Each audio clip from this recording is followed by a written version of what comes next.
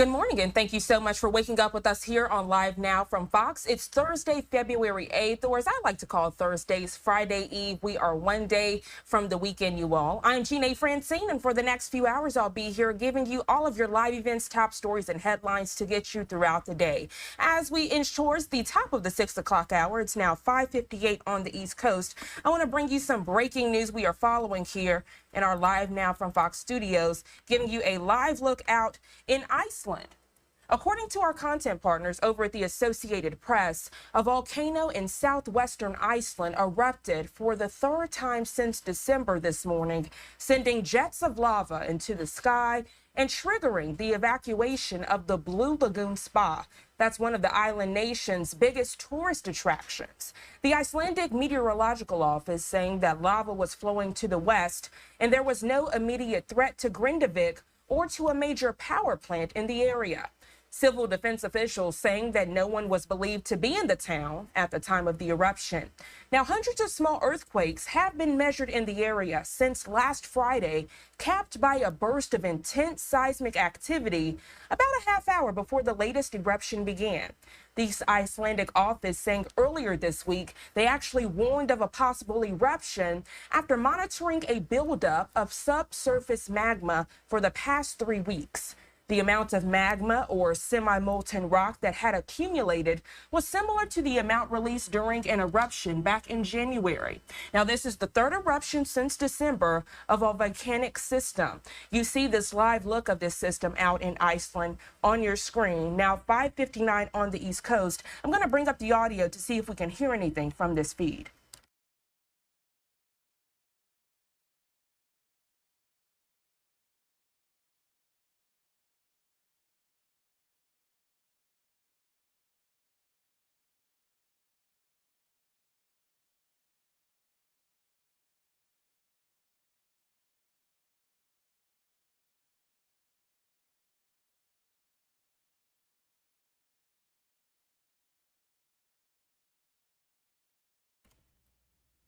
So no audio on this feed. I was hoping to hear some crackling or something to put things into perspective. But nevertheless, you're getting that live, raw, and unfiltered look. And you can see as they have zoomed in to this activity, the lava and molten rock there is kind of spewing effortlessly there in the distance. So giving you this live look, I want to sit on this for another few minutes so we can continue to take all of this in right here on Live Now from Fox.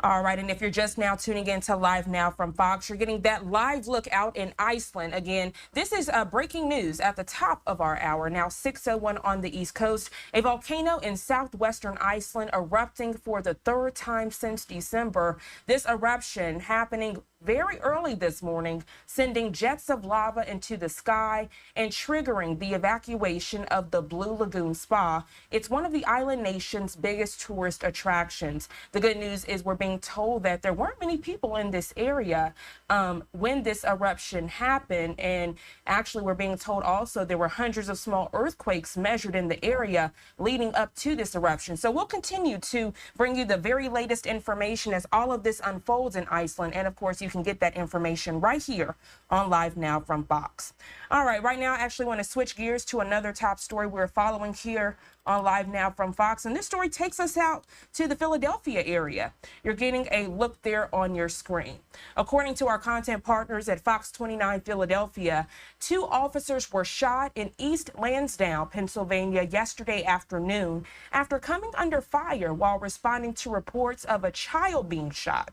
We're told around 3:45 p.m. police received that call, claiming an 11-year-old girl had been shot inside a home on Lewis Avenue.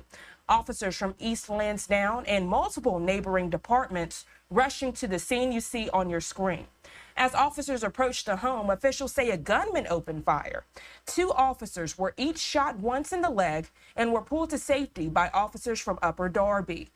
The wounded officers were then taken to Penn Presbyterian Medical Center, where they were listed in stable condition. The district attorney in that area saying the victim's family had a lot of people living inside the home, including children. At this hour, he says at least 6 to 8 people are unaccounted for. Further updates will be provided later. Well, right now we want to check in with our content partners over at Fox 29 Philadelphia as they have team coverage giving us the latest updates. Let's listen in.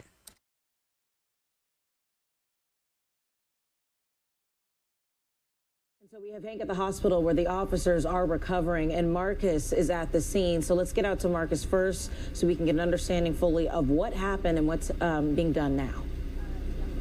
Mike and Alex, good morning. Yeah, a lot to break down here. This happening yesterday just after 3:30 or so. What started out as a call for an 11-year-old shot turned into police officers receiving gunfire from a suspect, and then that turned into a blaze that completely engulfed this home. So take a look at the footage of the fire. It is really remarkable to take a look at here, and that's the reason why these folks are unaccounted for, is because you simply cannot enter in that home. So let's recap where we're at so far. At least 6, possibly up to 8 people unaccounted for. 2 officers were shot, one from East Lansdowne Police, the other from Lansdowne Police, both shot in the leg. You're going to hear the most up-to-date status of those police officers and heroics by other police departments from Hank coming up in just a couple minutes. But this all happening at 3:45 yesterday. Police receiving a call claiming an 11-year-old girl had been shot inside a home here on Lewis Avenue, and then officers responded, and when they responded, that's when officials say a gunman opened fire on them. 40-50 shots, just dozens of bullets just being sprayed at these police officers as soon as they arrived. And then shortly after that, it appears the home was set on fire by that person, and then police and fire had to deal with that situation. And right now there are several people unaccounted for, and that's because the scene, the home, is simply unable to be entered at this moment. I will say with a heavy heart that we are afraid there might be more than one person in that house. We know the victim's family had a lot of people living in that house, including children. I'm shocked because nothing like this ever really happens around here. I've lived here for a long time. Nothing like this ever really happened, so it's shocking. All right, guys, I just literally right now spoke with an official about the neighbors, because the neighbors were also affected in this scene here. They were evacuated. They're still evacuated. They have not been able to return to their home yet. So that is breaking news and updated information that we have right now. So folks still unable to return to their houses because of this situation. And it's the DA also said it's unclear if that 11-year-old was indeed shot. They just don't have that information. So these folks you're looking at right now, officials arriving, this is happening live. This just happened, so they're going to be analyzing this scene. They're going to be trying to figure out when they can enter into that home, because the reason why they don't know and we don't know and you don't know is because it's been so dangerous to get inside of that house. And so hopefully they begin that process now and we can get some answers. Yeah, I think they would do that in the next hour or so. All right, Marcus, thank you. So the police officers are still in the hospital, and that's where Hank is, outside of the hospital now. Hank. Yeah, no question about it. As this part of Philadelphia wakes up this morning, Mike, Greggy and I just saw an East Lansdowne police officer get out of his cruiser. He parked it right up ahead of that news van right there and walked into the emergency room, why else, to check in on his colleague. We know, guys, both of those police officers at this hour, both were hit once in the leg, and sources are telling us that one was in surgery last night. Both stable condition, and clearly police are showing up this morning to go and pay respects to their good friends. Both men who were hit Mike, are 22-year veterans. They are from different departments, as we know. One officer from Lansdowne, the other from East Lansdowne. Now, neither quite knew what to expect as they closed in on that scene, Lewis Avenue, yesterday afternoon, with the gunshots going off. Police are hit. Delco DA Jack Stolzheimer says that interdepartmental cooperation and especially communication absolutely saved blue lives yesterday. It was because of the Upper Darby Police Department, who also responded to that call, that these officers are alive today. They were dragged out of danger by Upper Darby police officers. Uniform Patrol responded and saw 2 officers, and they advised our officers that they had been shot. Our officers, numerous officers, responded, got ballistic shields, and were able to go onto that street, drag those officers out. One of those officers was transported here by one of our marked police cars. The other uniform officers from Upper Darby were able to drag the other officer to a waiting ambulance and was driven here as well. I can't thank Upper Darby police officers enough for what they did to drag these 2 gentlemen away from the gunfire, or we might be having a whole different conversation tonight about what happened.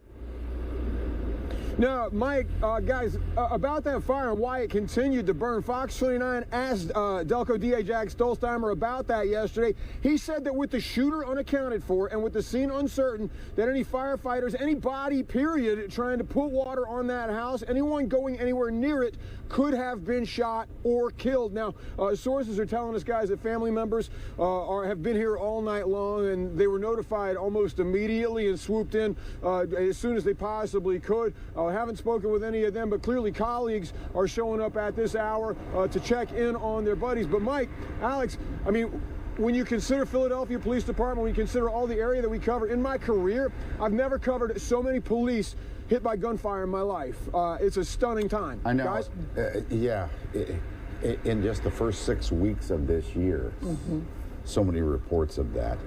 All right, 6:09. And then in all the chaos yesterday in East Lansdowne, the Italian kitchen stayed open to make free pizzas for emergency crews, even as their wait times nearly doubled after the fire. So it was great to see the community come together to help out, because there really was a huge response, and so many were on the scene and still are. All right, more on that all morning long, but the Sixers, they're trying to hang. All right, and we appreciate Fox 29 Philadelphia for that very detailed coverage. At this hour, at least 6 people missing from that fire and 2 officers in stable condition, yet still in the hospital at this hour, now 6:10 on the East Coast.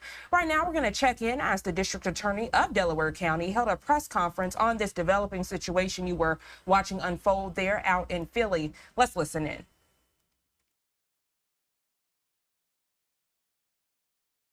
Good evening again. My name is Jack Stolzheimer, and I'm the District Attorney of Delaware County. Proud to be joined today by Superintendent Tim Bernhardt from Upper Darby Police Department. We've got the Chief Rutherford from Lansdowne and Chief Zimuth from East Lansdowne. These are the 3 departments that responded to this event and have been working this scene all day long, along with departments from all over Delaware County. But these are the 3 departments that have been here from the time we got at 3:57 this afternoon a call to respond to the 911 center that an 11-year-old girl had been shot at the home at 58 Lewis Avenue here in East Lansdowne. I want to give you guys an update. I'm not really going to take any questions because we have limited information. I just want to give the information about what we have tonight and what's going to be happening for the rest of this evening and tomorrow. At this point, we have locked down the crime scene. That house, the fire is still burning. It's smoldering at this point, but it's still too dangerous for us to go inside and do any further investigation. I will say with a heavy heart that we are afraid there might be more than one person in that house. We know the victim's family had a lot of people living in that house, including children. We are aware that there are at least 6 to 8 people who are unaccounted for from that family. It is our terrible fear that they may be inside that house when it was burned. We are hopeful that that is not true, but we will not know until tomorrow morning. Again, this is an active crime scene. What our CID, my county detectives, are going to come in the morning. They're going to be working with the local police department, who are making sure that the crime scene is secured this evening, and we are going to methodically go through that scene and hopefully look for bodies and look for evidence of what actually happened that day. But again, I just want to make sure that everybody's aware there's nothing else to report tonight. We're going to send you all home. Law enforcement is doing its best to get you information as quickly as possible, but we're not really going to have any further updates until tomorrow morning. And again, our fears are maybe multiple people inside that home who have died. We don't know yet whether or not we can confirm or deny that until we get inside and methodically go through the debris that house is now. So again, without further questions, because there really is nothing else I can say, I'm not going to give out any information about the family of the victim, the residents, any of that stuff. What we need to do is just be sensitive to the fact that this is an active crime scene. It could be a lot of bad news tomorrow. We're saying this with a heavy heart, but we are hopeful that we're wrong. But because these family members are unaccounted for, we're concerned that they may have been inside the home when it was set on fire. Again, that's all the information we have tonight. We want to make sure that we were giving the public as much information as we possibly can in a timely fashion. We will be talking to you again, I'm sure, in the morning as we begin to get through that crime scene. We're hopeful that overnight the fire will burn out and that we can get in first thing in the morning and do the excavation work that's going to be required. It is just a burnout hollow at this point. So there's going to be a lot of work ahead of us, gruesome work, but these men behind me, this is what we do for a living, this is what we train for. We're again so thankful that the officers who were shot today are doing well. The chiefs and I, all of us, and the mayor got to visit with them at the hospital. We actually walked through the rooms where they are being held. They gave us a thumbs up. Those guys are going to be okay. The good guys are going to be fine and hopefully return to duty in the near future. But we are so concerned about the family members who are living in that house who we have not heard from. But that's all the information I can give you tonight. And again, Becca, we will be available in the morning as soon as we have anything further. But at this time, that's really all we can say. Can you give us an age range of the family members unaccounted for? I cannot accept that there are children and adults. I have a question about the neighbors. I know a lot of people are locked out. Can they access their homes tonight, or? We are, hopefully, I think they're all being able to get into their homes if the fire goes out. Okay, we're working with the fire department and the law enforcement. We're all making sure that area is secure. So we don't want anybody else further hurt. So if they are safe, if they are given the clear sign by the fire department to go into their homes, they're allowed to go in. Okay. Otherwise, they can come here. Sure. Yes. Sure. Yes. Absolutely. There's no threat to the community. There's no threats to the community from that house. Again, we're waiting for the fire to completely burn out, and the fire department is making sure that happens. But we will be treating it as an active crime scene first thing in the morning to determine who was in there and how many people were in there. Can you identify the officers? We want to respect their privacy. You know, they're with their families right now in the hospital. I am not going to say their names without their approval. So I give myself enough trouble, Becca. I don't need your help. Thank you. That's it, ladies and gentlemen. Thank you so much. We'll talk to you tomorrow. All right. Wow. A very big update here out of Lansdowne, Pennsylvania, as we just heard from the district attorney talking. All right, that was the very latest information from Delaware County, and that was the district attorney you were listening to as we continue to give you all of these live events, top stories, and headlines of the day. The time now 6:16 on the East Coast. We're going to go to our first 2-minute commercial break of the hour. We'll be right back.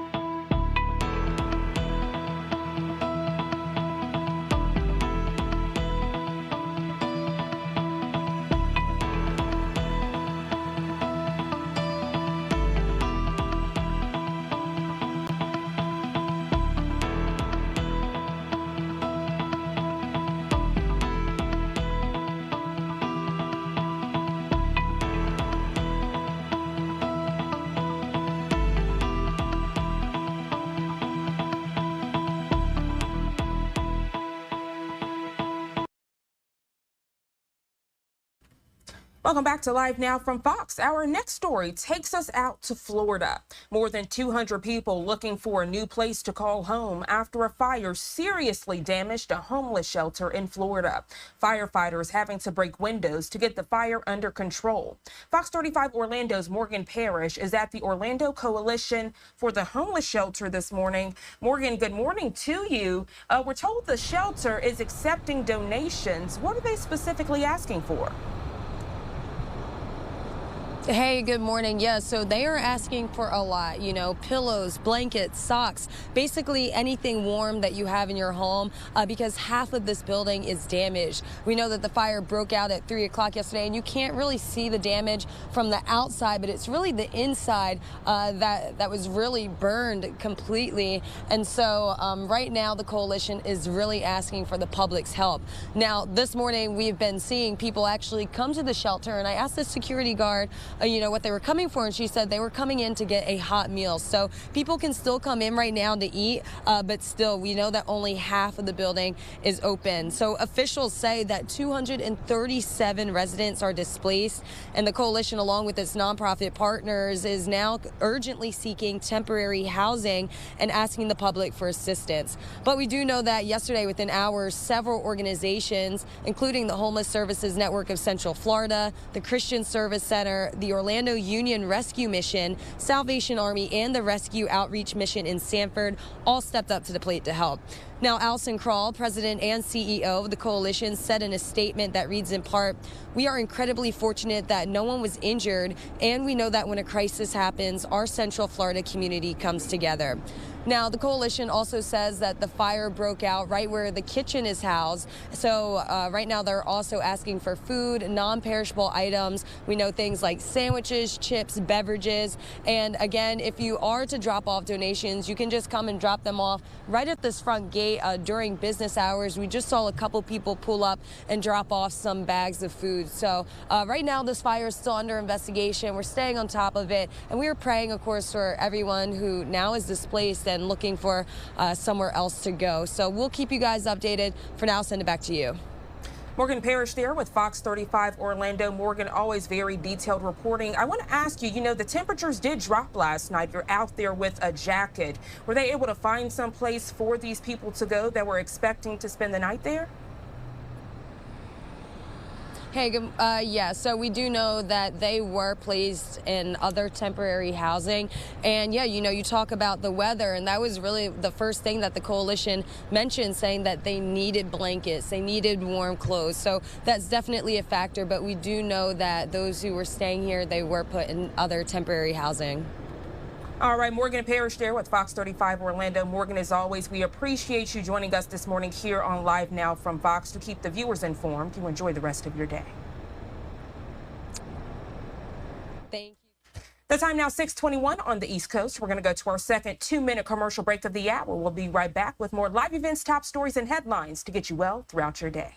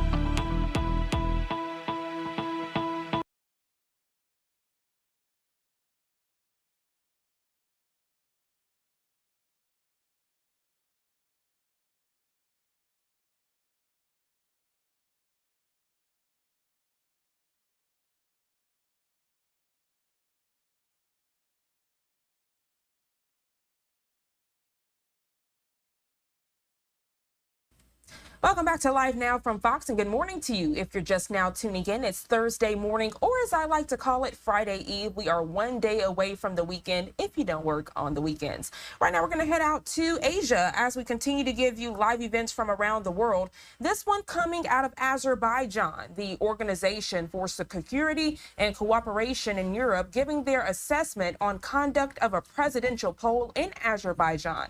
They're saying the incumbent, re-elected in a landslide based on 93% of the votes counted, is causing some concern. And as I say that, I'm sure you all are like, wait, 93%? That is a little concerning. So let's listen in to this feed.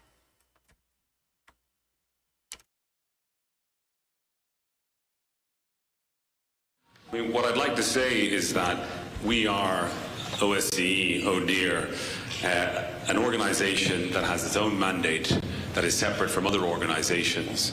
And we have worked before in close partnership with other organizations in many areas, including in elections, but we have a very specific mandate in relation to those participating states in the OSCE, and we've been invited here to fulfill that mandate. And what I can say is that in terms of how we go about fulfilling that mandate, we have a methodology that is well established and it is tried and tested. We've safeguards against any kind of influence that might try to be exerted on any of our observers, and this allows us to perform an independent and an impartial assessment of the election that we are invited here to observe.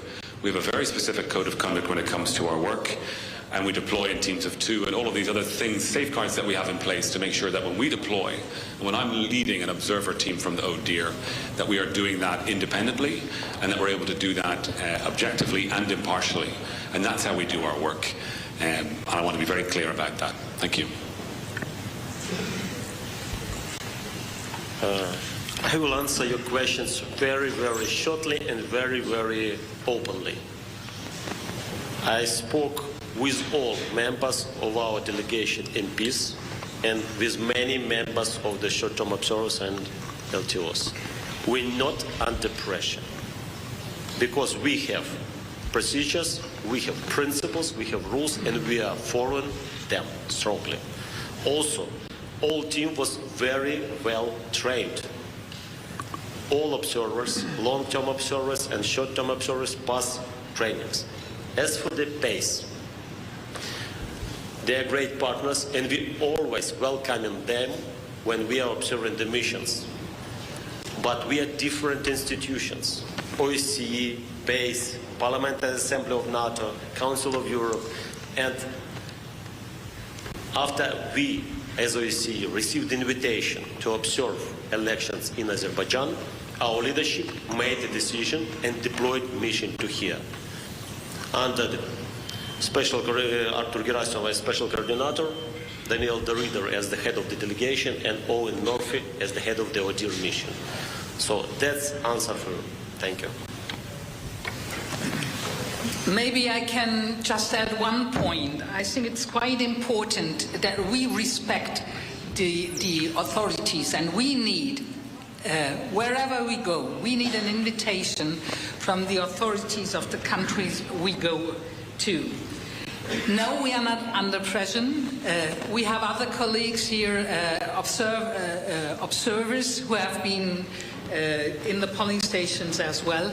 And imagine we weren't here to observe this, the election yesterday.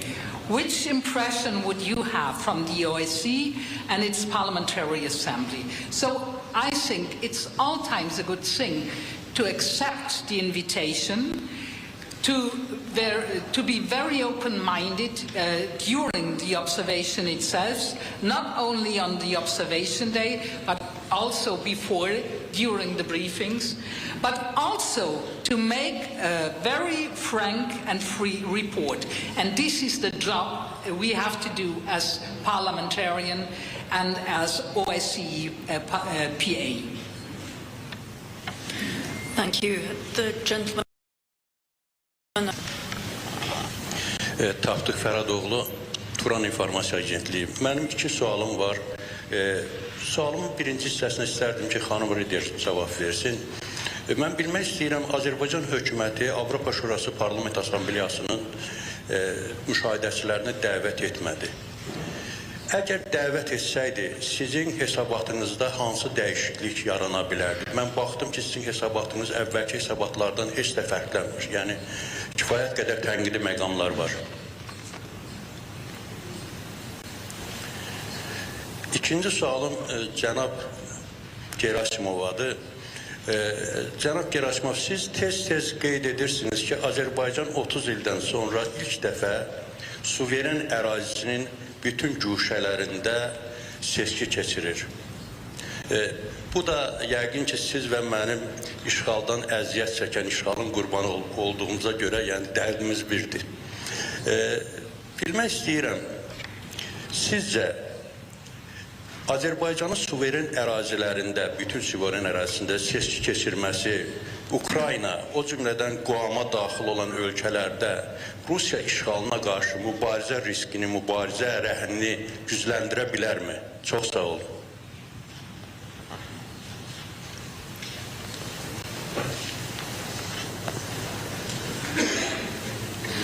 I hope I took the point. But as far as I know, you didn't already get the report. But if you will read the report, you will see that we have observed all the specific points and topics of the election. And of course, we will write recommendations, not only while comparing it to the previous elections, but to the Copenhagen document, which is quite important for us to run a quality assurance process.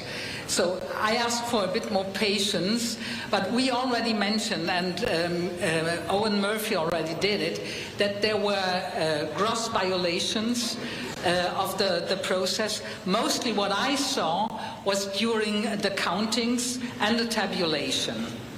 But for more details, please read the report, the final report, which you will get afterwards. As for question to me, I think I understand it right. I will try again to answer quite shortly and, straightforward. I congratulate the people of Azerbaijan with liberation of the territories. In Ukraine, I praise and I thank people because we are fighting on our territory. But here, I am presenting not as Ukrainian MP. I am here, the OSCE special coordinator. That's why I want to tell about liberated areas. First of all, I want to say thank you for CSE for their efforts for organizing voting for the internally displaced person. It was really important, and during the day of election, Daniela and me, we on purpose visited exactly the polling stations where the internally displaced person voted. Also, I have to say that I personally visited liberated areas before the elections, and we saw how preparations to the elections are held in these towns and cities. But also I can send you that no one short-term observer from OSCE was not sent to the liberated areas during the election day. This is very important to understand that in these areas, because of the huge mining, you can't move without governmental support. But according to the rules and principles and procedures of OSCE observing, we can't observe elections being accompanied by government. It's against the rules. That's why we decided, because of this reason, not to send short-term observers to this area. But, as I told you, me personally, I was personally in the liberated areas. Long-term observers visited these areas from your team, thank you for them, and they analyzed how preparations are done. Also, let me say that it didn't affect in any way the observation of election and our tasks, because more than 300 observers were deployed throughout the country in different regions, and that's why we had possibility to create this comprehensive report. Thank you. Thank you. The gentleman here and then the lady in pink.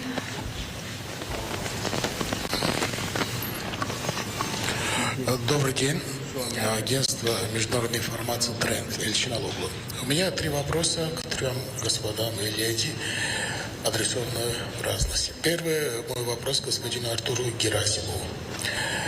Вы сказали, что вы не подвержены какой-либо противостоянию или какой-либо давлению в Азербайджане. Это так, принимаю на веру.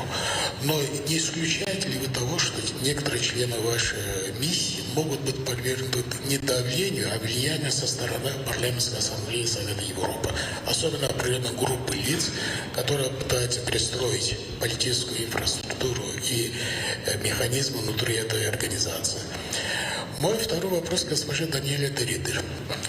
В любых выборах, независимо, как они проводятся, где они проводятся, кем они проводятся, есть явные аутсайдеры и явные лидеры.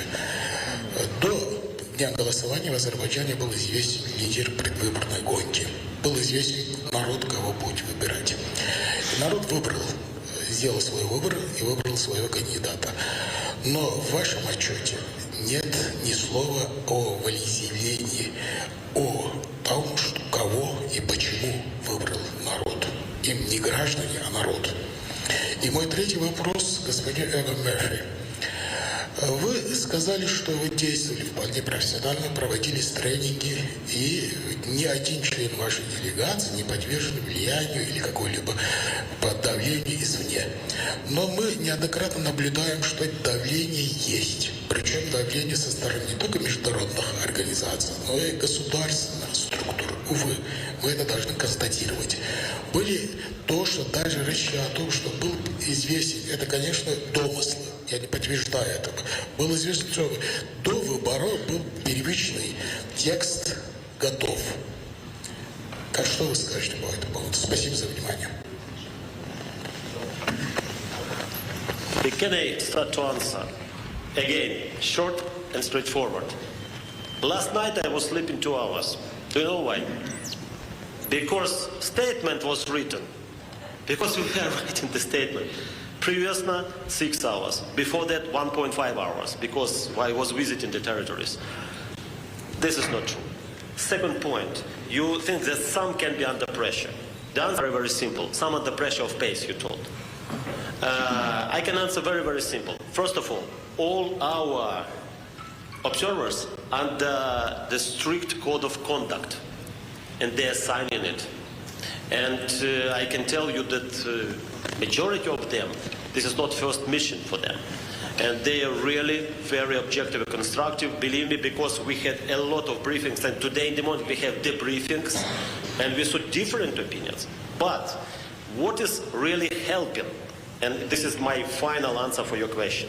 You told about some observers, but all conclusions in the report, all, let's say, main findings are based not only on the somebody told, somebody did. They are based on the overall opinion when all the information from all the teams, from all the polling stations is collected, analyzed, and only after we are doing some things. And for example, some conclusions are excluded because, again, as you told, somebody told, somebody saw, but this is not widespread for different polling stations. So, no pressure. And we must to say that this mission is very constructive and really doing their job in the right way. And if I might just add to that as well, Archer said that he was up all night. Well, some of us have been up since December when we arrived. This mission has been here for a long time. It's the point where we have long-term observers in the field. And people would have seen our long-term observers and our core team since then, meeting with candidates, meeting with election commissions, meeting with different elements of the electoral process. And through that work, we're able to make direct observations ourselves. We don't consult with external partners when it comes to the work that we are doing, when it comes to the work that the three of us have done with our teams. over the course of drafting this statement over the last few days based on what we have observed ourselves directly and what occurred as well on Election Day. Thank you. Let me briefly answer to your question as well. Yes, it is obvious.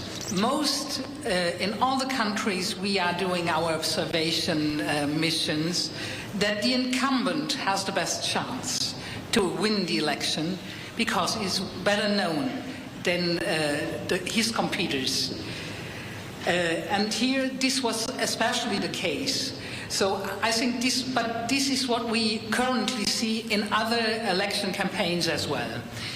But maybe we should highlight a special point as well, because we have seen here that we have had a low-key campaign, and so the other competitors had not enough chances to present their programs or to be known as alternatives to the president.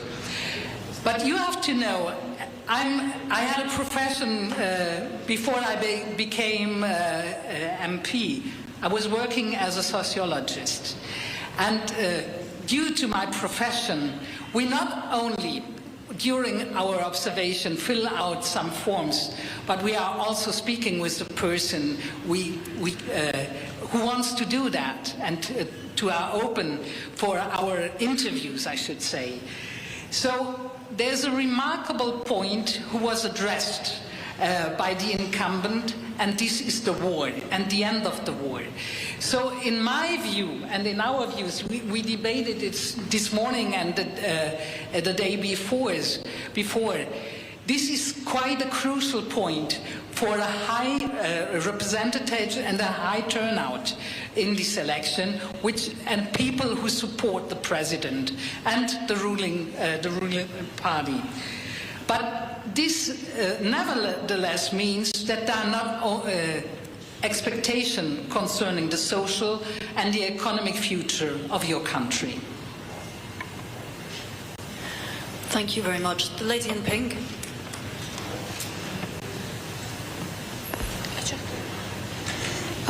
Xoş gördük. Günler Nazim qızı, News saytının baş redaktoru. Mənim 2 sualım olacaq. Birinci sualım, seçkidən öncə Azərbaycanda müstəqil fəaliyyət göstərən jurnalistlər həbs olundu və onlar bunu öz fəaliyyətlərinə əlaqələndirirlər ki, məhz seçki qabağı buna görə həbs olunublar. Bilmək istirdim ki, sizin bundan bağlı hökumətə hər hansı bir tövsiyələriniz yer alacaq? If you're just now tuning into Live Now from Fox, we are live in Azerbaijan as the conversations are underway with concerns over conduct of a presidential poll. These conversations organized with the Organization for Security and Cooperation in Europe. They're giving their assessment on conduct of a poll out there after they saw the incumbent reelected in a landslide based on 93% of votes counted. We're also following breaking news at the top of this hour now, 6:42 on the East Coast as we look ahead to the 7 o'clock hour as a volcano eruption is underway in southwest Iceland, and you can see that very compelling video there on the screen. We're also following the very latest as it relates to the Israel-Hamas War. We're learning Israel rejecting that ceasefire deal. A live look out there in Gaza, and if you've been paying attention to the screen, you can see there in the distance plumes of smoke in the air showing how this war rages on with the missile strikes. The time now 6:43 on the East Coast. We're going to go to our third 2-minute commercial break. We'll be right back.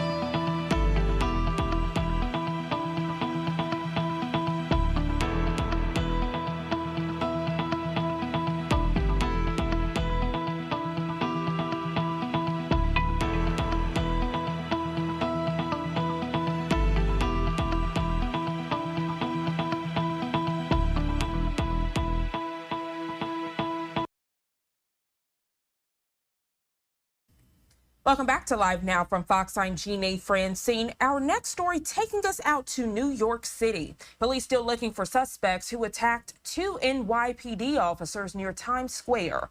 This as the Manhattan District Attorney is getting some pushback for his handling of the case. Fox 5 New York's Lizette Nunez joining us with the latest from outside DA Bragg's office in Lower Manhattan. Lizette, good morning. Good morning, and there is mounting pressure on DA Alvin Bragg for how he has been handling this case, and also multiple calls for him to be removed from office. This also come as investigators just released new pictures of 2 suspects wanted, and they hope that someone in the public recognizes them. Out new pictures of 2 migrants wanted in the beatdown of 2 NYPD cops in Times Square. The man in the red is described as one of the worst offenders because he was caught on video repeatedly kicking officers. This comes as Manhattan DA Alvin Bragg is under fire for his handling of the case. Alvin Bragg is really a disgrace as a district attorney. Out of the 6 migrants that have been charged with felonies, Yohenry Brito is the only suspect currently at Rikers Island. The others were released without bail. ICE had reported that 4 suspects that were believed to have skipped town were picked up in Arizona. The DA's office pushing back, saying those 4 people are not connected to this case. In a letter to Governor Hochul, Republican lawmakers echoed calls for the removal of Bragg from office. You should remove him from office because he simply is not performing the duties that we expect a district attorney to do. In a statement, the DA's office defended Bragg's record. As the district attorney and the New York City Police Commissioner clearly stated this weekend, and as Mayor Adams echoed this week, we are working closely with the NYPD to make positive identifications, build our case, and hold those responsible accountable. Mayor Adams throwing his support behind Bragg. I have confidence in the district attorney, and I think he's going to do a good job. And the DA's office also attempting to explain why they didn't request bail for one particular suspect. That suspect's name is Kelvin Servita Arrocha. And the reason for that, at least that the DA's office gave, is because they say that suspect kicked a police radio and not a police officer. That's the latest here from Lower Manhattan. We'll send things back inside. All right, Lizette Nunez there with Fox 5 New York. Lizette, we appreciate you waking up with us here on Live Now from Fox to keep the viewers informed on this developing situation. You enjoy the rest of your day. The time now 6:48 on the East Coast. We're going to go to our final 2-minute commercial break. We'll be right back.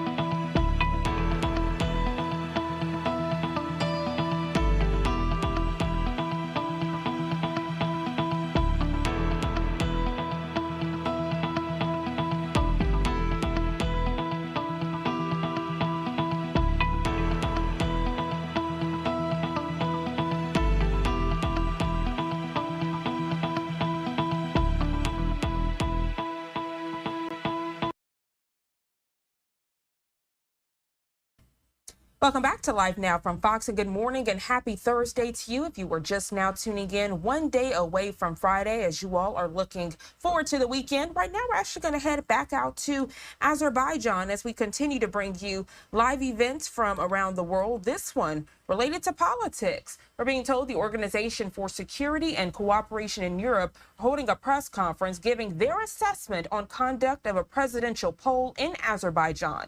This after the incumbent re-elected was in a landslide based on 93% of the votes counted. Some concerns over that re-election. Let's listen in.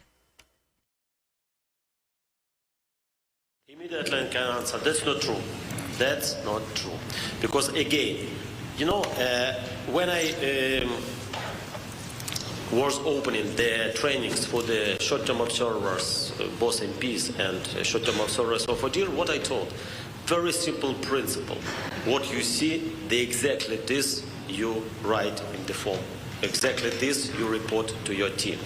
That's why everything what we saw good things, we write. We saw bad things, we write in the forms. And for example, me personally, yesterday we visited one of the polling stations where IDPs from Kelbajar were voting. And that, according to my opinion, according to what I saw, it was brilliantly organized. A huge amount of people, they are openly voting. Everything organized very well. That's a positive thing, and I reported it. But unfortunately, on the other polling stations was another situation, and we saw, let's say, other things which were reported. So it's not the truth that only we are trying to fight bad things. We are writing exactly the things we see. If I could add to that, I mean, earlier in my comments, I talked about some of the training of polling station members that I observed personally when I was over in Nachivan. And I talked about how that was interactive and comprehensive, and it was. And I was there for quite a while to look at how the people in the polling stations were being trained to work on election day. So we do know positives like that. We also know positives like the Get Out the Vote campaign that the Central Election Commission conducted. Yet nevertheless, when we go into a polling station on election day and we see that perhaps that training hasn't been effective in preventing from certain procedural irregularities, we have to point that out as well. That's what exactly Arthur was talking about when he was speaking to the short-term observers before election day. We are independent, we are impartial, we are objective, and we report on what we see, whether it is positive or negative. And in this election, we saw both. Thank you. Let me also mention, please, an answer to your question, that every observer has to follow a code of conduct. And one of the most important topics in this code of conduct has to be impartially. And this is quite important to see and to watch the whole process. But the report that we wrote is based on evidence, on the reports of the teams that we have seen, mostly in the case of the delegation, and I'm speaking as head of the delegation of the observers. This is quite important. But the other point I want to highlight as well is that we do that with a comprehensive approach. We had the opportunity as observers, as already mentioned, to speak with people inside and outside of the polling station, not only during the briefings, but during the whole day of the election that took place yesterday. So I have been personally in a school yesterday where was a museum of the war you went through. And this makes clear how high and how deep the trauma has been that you went through. And this makes us more aware as colleagues, as MPs, what the situation in Azerbaijan means. And especially the women we were talking to were personally impressing me because they shouldered all the work, mostly all the work in the PAC situation. And you can be very proud of the ladies living in Azerbaijan. And I want to add shortly to your question. This is the report from 2020 elections. And in that particular report, regretfully, we wrote about that Azerbaijan didn't have possibility to organize elections on the occupied territories. And I'm really happy that the bad thing happened, and now you can organize elections in all internationally recognized territory of Azerbaijan. It's written in the report, and as for me, it's the very and key positive thing. Thank you. Thank you very much. We now move on to Zoom. We have two questions from France 24. Firstly, was this a special observation mission for you this year when some of your members could not enter the country and PACE was not invited? And secondly, your results and statements differ from other delegations and individual observers who have been praising the elections without criticism. How do you explain this, and whom should we believe? Well, thank you very much for the question, and I'll take the second one if I may. The OSCE's ODIHR has observed more than 400 elections since its establishment. We have very clear commitments for different countries as members of the OSCE. We also have a very clear methodology about how we do our work, and it is tried and tested over a number of election observations. This is our 13th election observation mission in Azerbaijan. We don't compare elections between countries, we don't compare them within the country. And we've had the opportunity, I hope, this afternoon to explain in quite some detail just how methodically we go about our work in terms of when we deploy, what we're here to do, who we meet with. We don't speak for other observer organizations. We can only speak for ourselves. And again, reiterate the fact that we were invited here to do this work based on a very clear set of principles and a methodology that we have, that we use in every country that we deploy to when we deploy election observation missions. Thank you.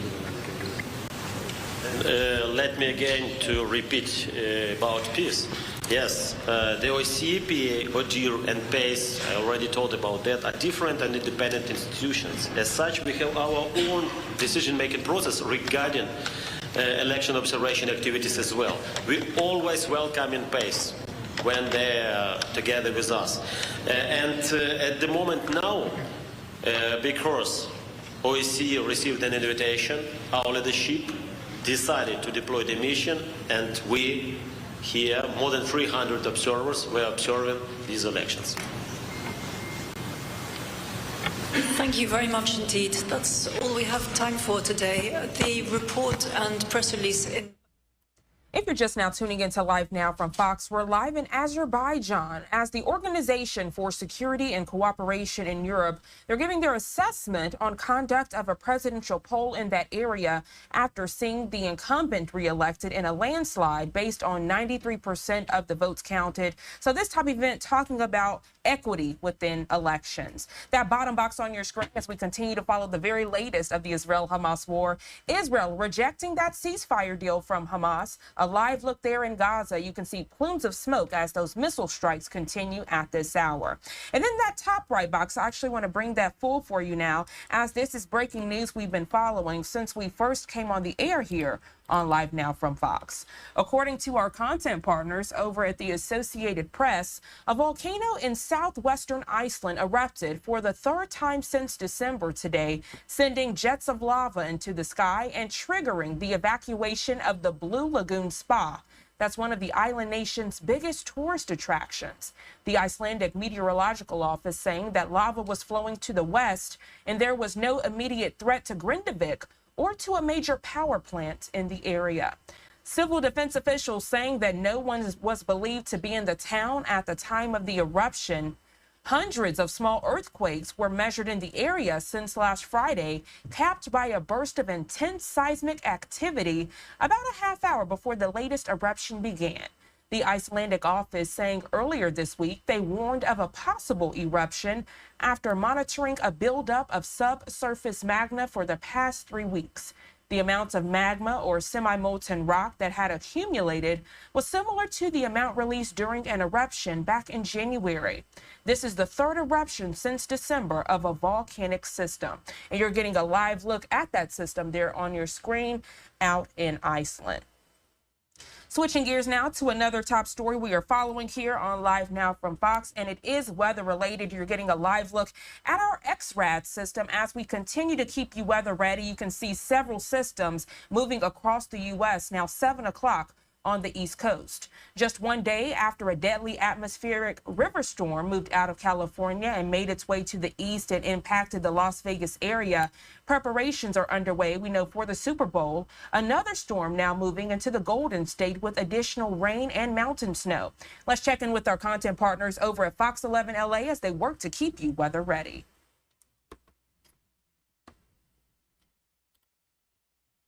Be that third round, and sure enough, it did come into fruition. We saw it really hammer across areas of Ventura County and LA County. It was quick hitting. It was a very potent cold front that moved through late last night. Now we're just dealing with some residual moisture at this hour and even some clearing conditions across Ventura County and LA, but we are still anticipating a very slim chance that more pockets of very light rain could come through later this morning. But by this afternoon, we're actually going to see those precipitation chances diminish. We're going to pick up more winds, a little bit more sunshine in the afternoon hours, but in this hour, we are seeing some of the rain activity across portions of the 15 as well as the 215 through Lake Elsinore and Marietta. So the roadways are still a little damp, a little wet, and treacherous driving conditions across our local mountains, the San Bernardino County mountain areas. Big Bear seeing a lot of issues in terms of driving. I know we have crews out there that will address some of the conditions. Right now, winter storm warning again remains in place for the mountain communities as well as winter weather advisories. We'll continue to keep tabs across the grapevine. 30s and 40s. It is a cold morning. Temperatures will also be very chilly, but finally we're drying off and we'll bring in that sunshine. I have much more on the extended forecast coming up. Bob, Brooke.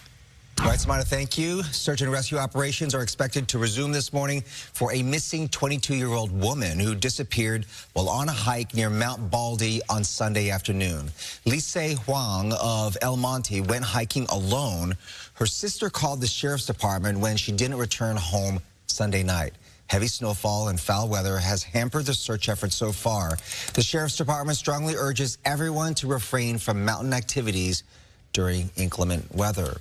The storm also left heavy snow in the San Bernardino Mountains, and that's making it difficult for drivers on Highway 18 to Lake Arrowhead, Big Bear, and those ski resorts. That's right. Mario Ramirez joins us now live with more. Mario.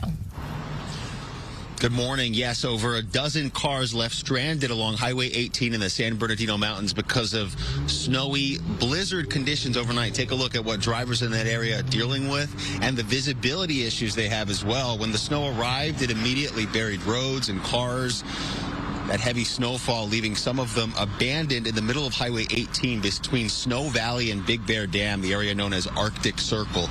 According to CHP, approximately 15 vehicles are in heavy snow, trapped in heavy snow. Even the emergency crews encountering difficulties navigating through the snow and getting stuck, unable to free other vehicles. And as a result, they're implementing a hard closure on the Snow Valley side, and efforts are underway to shut down the Big Bear side, with vehicles being turned around one by one. The Lake Arrowhead area, we should mention, already saw heavy snowfall all day on Tuesday, and county and state resources had cleared all the roads before this latest storm quickly caused extreme driving conditions. So change will be required in those areas today, and what we're going to do is slowly and carefully make our way up Highway 18 and show you what they're dealing with firsthand, or at least see how far we can get up considering the conditions. Reporting live in San Bernardino, I'm Mario Ramirez. Back to you.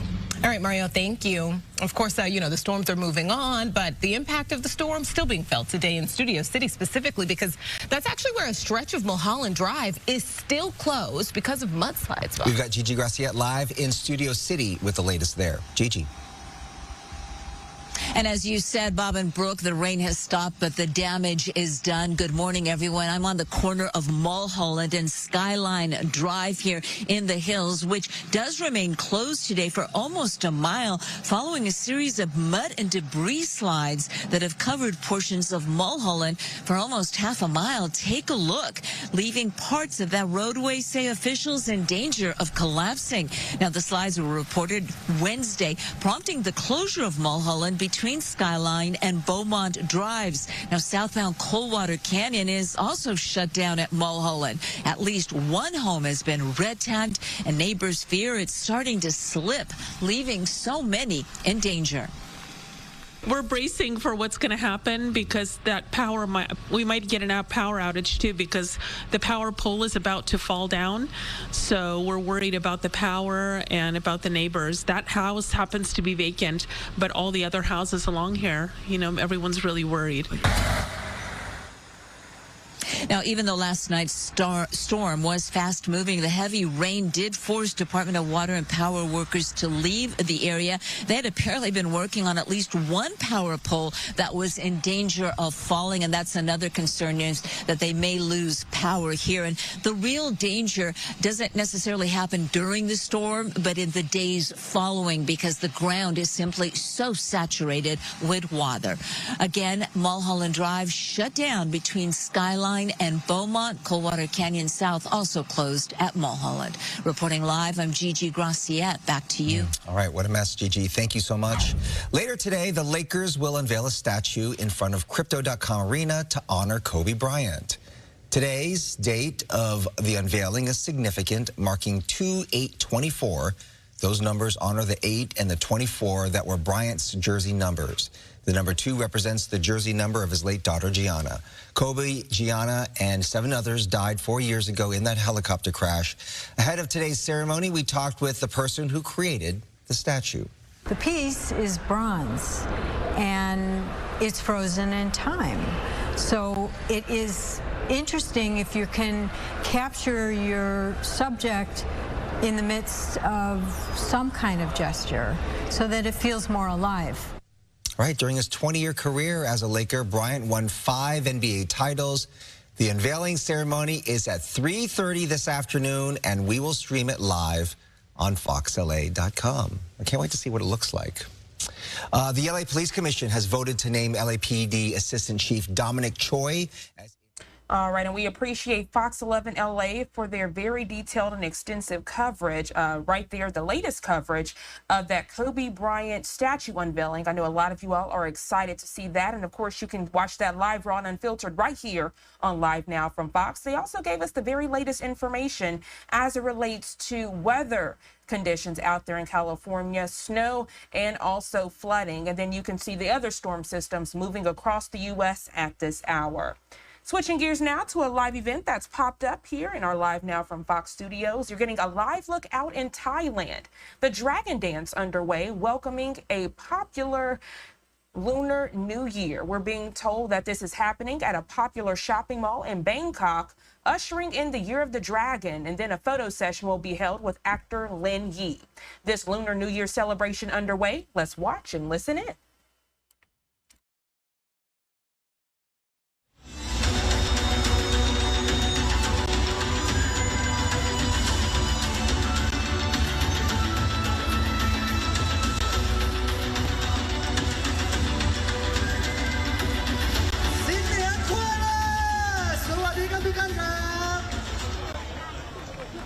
ก่อนอื่นนะครับก็ขออนุญาตสวัสดีนะครับท่านคณะผู้บริหารจากสยามพารากอนนะครับแล้วก็ธนาคารกสิกรไทยด้วยนะครับวันนี้ผมอาร์ต กฤตนัทครับรับหน้าที่เป็นพิธีกรนะครับแล้วก็ต้อนรับทุกท่านนะครับเข้าสู่งานเฉลิมฉลองตรุษจีนประจำปี 2567 ในครั้งนี้นะครับกับสยามพารากอน Golden Prosperous Chinese New Year 2024 นะครับ The Crested Year of the Dragon นะครับนี่คือที่สุดแห่งอภิมหาตรุษจีนอันตระการตาครับรับปีมะโรงอย่างยิ่งใหญ่งานนี้เราจัดกันขึ้นระหว่างวันที่ 8 ถึง 11 กุมภาพันธ์ 2567 นี้นะครับณสยามพารากอนแห่งนี้ครับทุกท่านเราจะมาร่วมเฉลิมฉลองกับความยิ่งใหญ่กับความเฮงและก็ความปังไปพร้อมๆกันนะครับเพราะว่าครั้งนี้เราเชิญชวนทุกคนครับมาพบกับความตระการตา8 มหัศจรรย์เบิกศักราชปีมะโรงนะครับและเมื่อสักครู่กับการแสดงที่จบลงไปนะครับไม่ว่าจะเป็นการแสดงจากธรรมศาสตร์ University Symphony Orchestra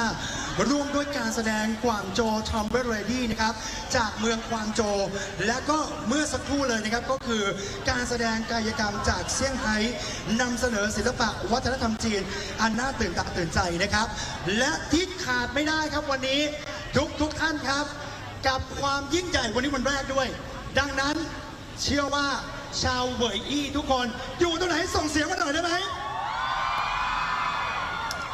All right, so a lot of excitement on your screen, but unfortunately we can't understand what's being said. But if you're just now tuning in, it's now 7:10 on the East Coast. The Dragon Dance about to happen to show a welcome of the Lunar New Year celebration. This is happening at a popular shopping mall out in Bangkok, Thailand, to usher in the Year of the Dragon. And then a photo session with actor Lin Yi, who's very popular out in that area, will also happen. Let's continue to listen in to the theatrics and music celebrations underway out in Bangkok.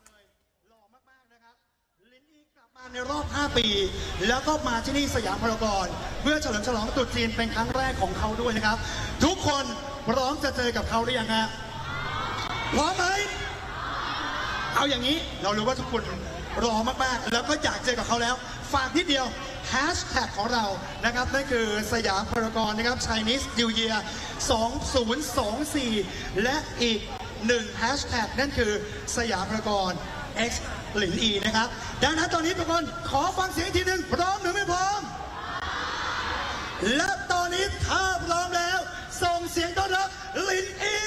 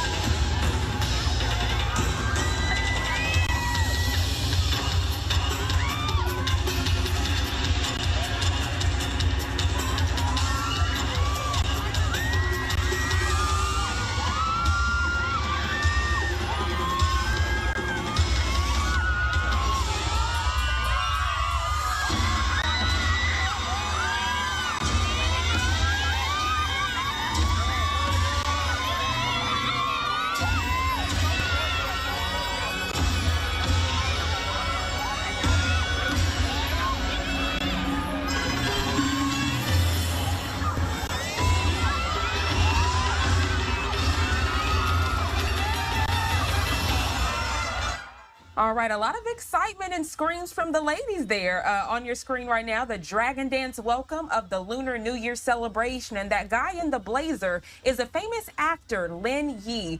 And you can see he's getting a lot of praise and a very warm welcome from those there in the crowd. I know he is offering a photo walk to those in attendance there at that popular shopping mall in Bangkok, Thailand. Let's continue to watch and listen in.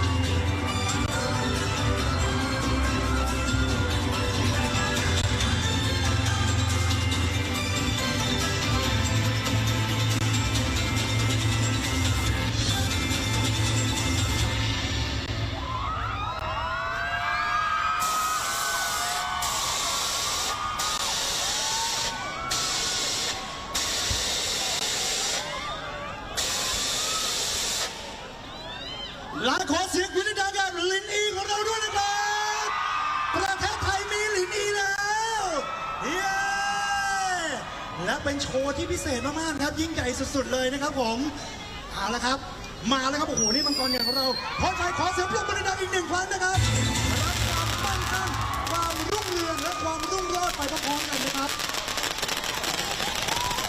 โอ้โหยิ่งใหญ่มากๆเลยนะครับผมสมกับการเฉลิมฉลองตรุษจีนนะครับที่สยามพารากอน Golden Prosperous Chinese New Year 2024 The Greatest Year of the Dragon นั่นเองนะครับขอเสียงปรบมืออีกหนึ่งครั้งนะครับทุกท่านครับเอาละครับแล้วก็ลำดับนี้นะครับเดี๋ยวขอเชิญเลดี้ยังคงอยู่ด้านบนเวทีนะครับลำดับต่อไปจะขอเรียนเชิญท่านคณะผู้บริหารครับที่จะขึ้นมาร่วมเฉลิมฉลองกับเทศกาลตรุษจีนไปกับทางสยามพารากอนท่านแรกนะครับผมขอเรียนเชิญนะครับกรรมการและผู้บริหารสยามพารากอนนะครับขอเรียนเชิญคุณภาสินีลิมอติบูลนะครับขอเสียงปรบมือต้อนรับท่านด้วยครับเรียนเชิญนะครับและท่านต่อมาครับขอเรียนเชิญคุณกฤษณาอัมพุทธครับท่านต่อมาครับขอเรียนเชิญคุณธนพรตันติยานนท์นะครับนี่คือกรรมการและผู้บริหารทางด้านของสยามพารากอนนะครับลำดับต่อมาครับขอเรียนเชิญคุณราวิทย์ข้อแก้วนะครับผู้บริหารธนาคารกสิกรไทยผู้สนับสนุนการจัดงานในครั้งนี้ครับและอีกหนึ่งท่านนะครับขอเรียนเชิญอาจารย์คาถาชินบัญชรนะครับเรียนเชิญเลยนะครับซึ่งคณะท่านผู้บริหารนะครับของทางสยามพารากอนครับแล้วก็ธนาคารกสิกรไทยเราไปถึงอาจารย์คาถาชินบัญชรครับเราจะร่วมกันเฉลิมฉลองนะครับเทศกาลตรุษจีนไปกับสยามพารากอน Golden Prosperous Chinese New Year 2024 ในครั้งนี้รวมถึงโวยอี้ทุกคนด้วยนะเดี๋ยวเรามานับถอยหลังพร้อมกันได้ไหมทุกคนได้ไหมโอเคนะและตอนนี้ถ้าพร้อมแล้ว3 2 1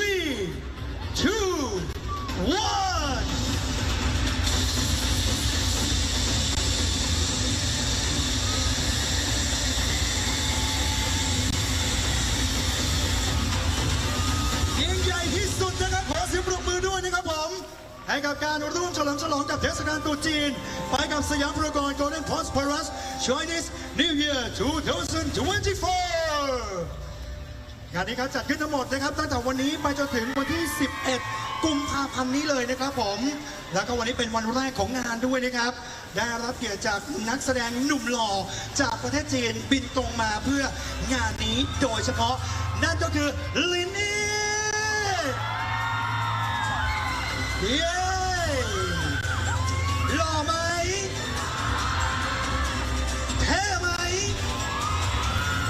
สูงไหม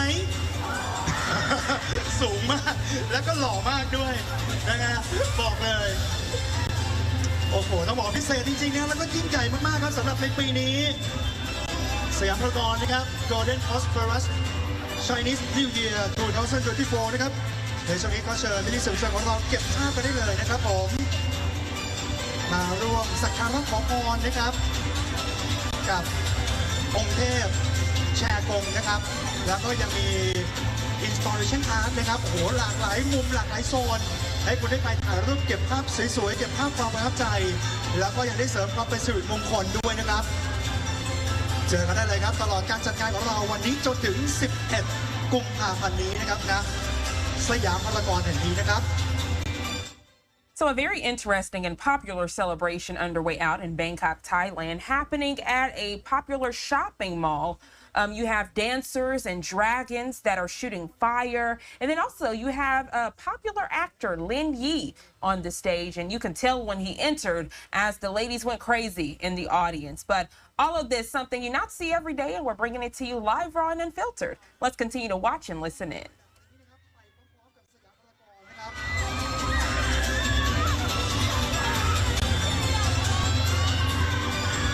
เว่ยอี้อยู่ตรงไหนอยากให้หลินอีมองไปหาคุณส่งเสียงกรี๊ดมาครับเดี๋ยวเขาจะสบตาคุณเองคุณส่งเสียงกรี๊ดมาดีที่สุดด้านนู้นด้วยนะด้านหลังเราก็เห็นคุณนะด้านหลังเว่ยอี้ด้านหลังส่งเสียงมาหน่อยแล้ว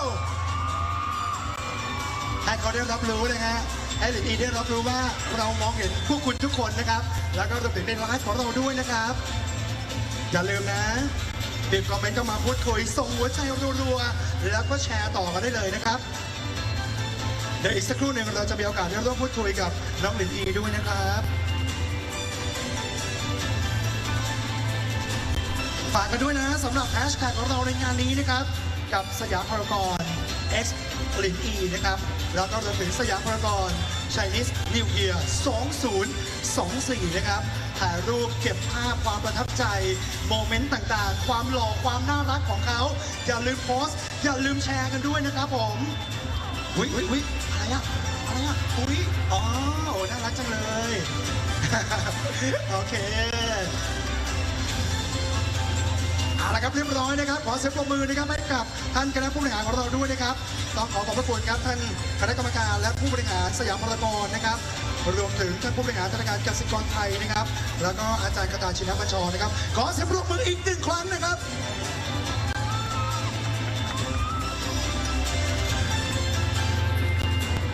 ขอบคุณนักแสดงทุกท่านด้วยนะครับแล้วก็ใครที่ชื่นชอบนะครับกับการแสดงสุดพิเศษแบบนี้เราจะมีให้ทุกท่านได้ชมนะครับทุกวันเลยนะครับนี่แล้วก็ขณะนี้ All right, so a very exciting and exhilarating ceremony underway out there in Bangkok, Thailand. The Dragon Dance underway, welcoming the Lunar New Year celebration. And then famous actor Lin Yi there on the stage doing a photo op. And you see all the different golden dragons and the silver dragons shooting fire. A very important celebration out in that area. The time now 7:24 on the East Coast. We're going to go to our first 2-minute commercial break of the hour. We'll be right back.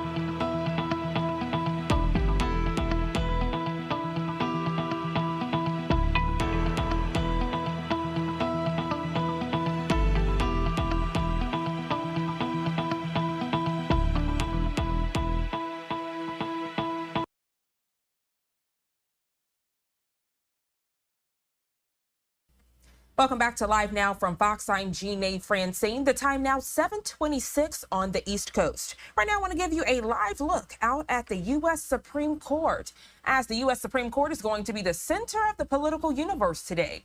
Justices are being asked whether former President Donald Trump can be removed from state ballots for allegedly engaging in an insurrection. As Doug Luzader reports from Washington this morning, the outcome could upend Trump's hope to win back the White House. Doug, good morning. Good morning. This is exactly the kind of case the court doesn't like to take, but this question is so critical to this year's election that the justices were left with very little choice.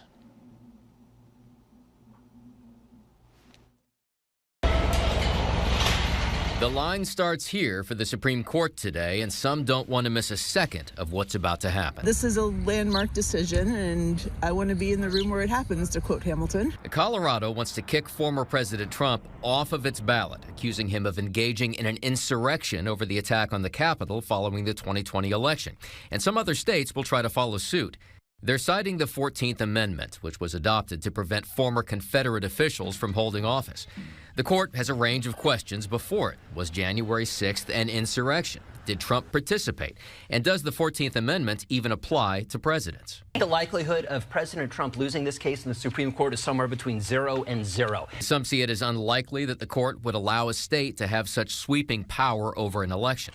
And Chief Justice John Roberts may push for a narrow, unanimous ruling. And I think the Supreme Court is going to be very cautious. They are going to try to achieve unanimity. I don't think it's out of the question you actually get a unanimous decision in former President Trump's favor. But the idea that the Supreme Court would kick him off the ballot and uphold what Colorado has done, I just don't see that happening. But the court's difficult to predict. The court is likely to move quickly here, though, with the decision expected in coming weeks. Back to you guys. Doug Luzader there with Fox News Channel. Doug, as always, we appreciate you waking up with us here on Live Now from Fox to give us the very latest information. You enjoy the rest of your day. Thanks. And as we continue to give you the very latest information as it relates to the U.S. Supreme Court, we do know this is a very pivotal and developing situation. Everything related to this case will be handled and shown to you live, raw, and unfiltered right here on Live Now from Fox. The time now 7:29 on the East Coast. We're going to our second 2-minute commercial break of the hour. We'll be right back.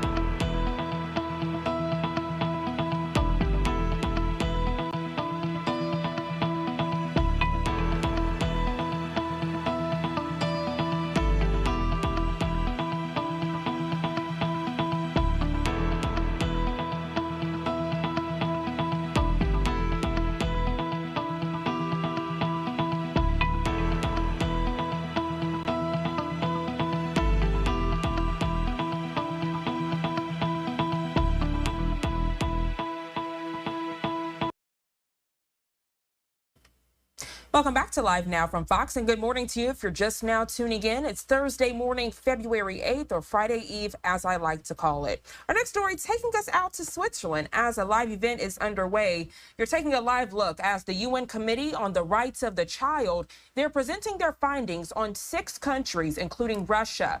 Experts are discussing the re-education of children and the transfers of Ukrainian children to Russia.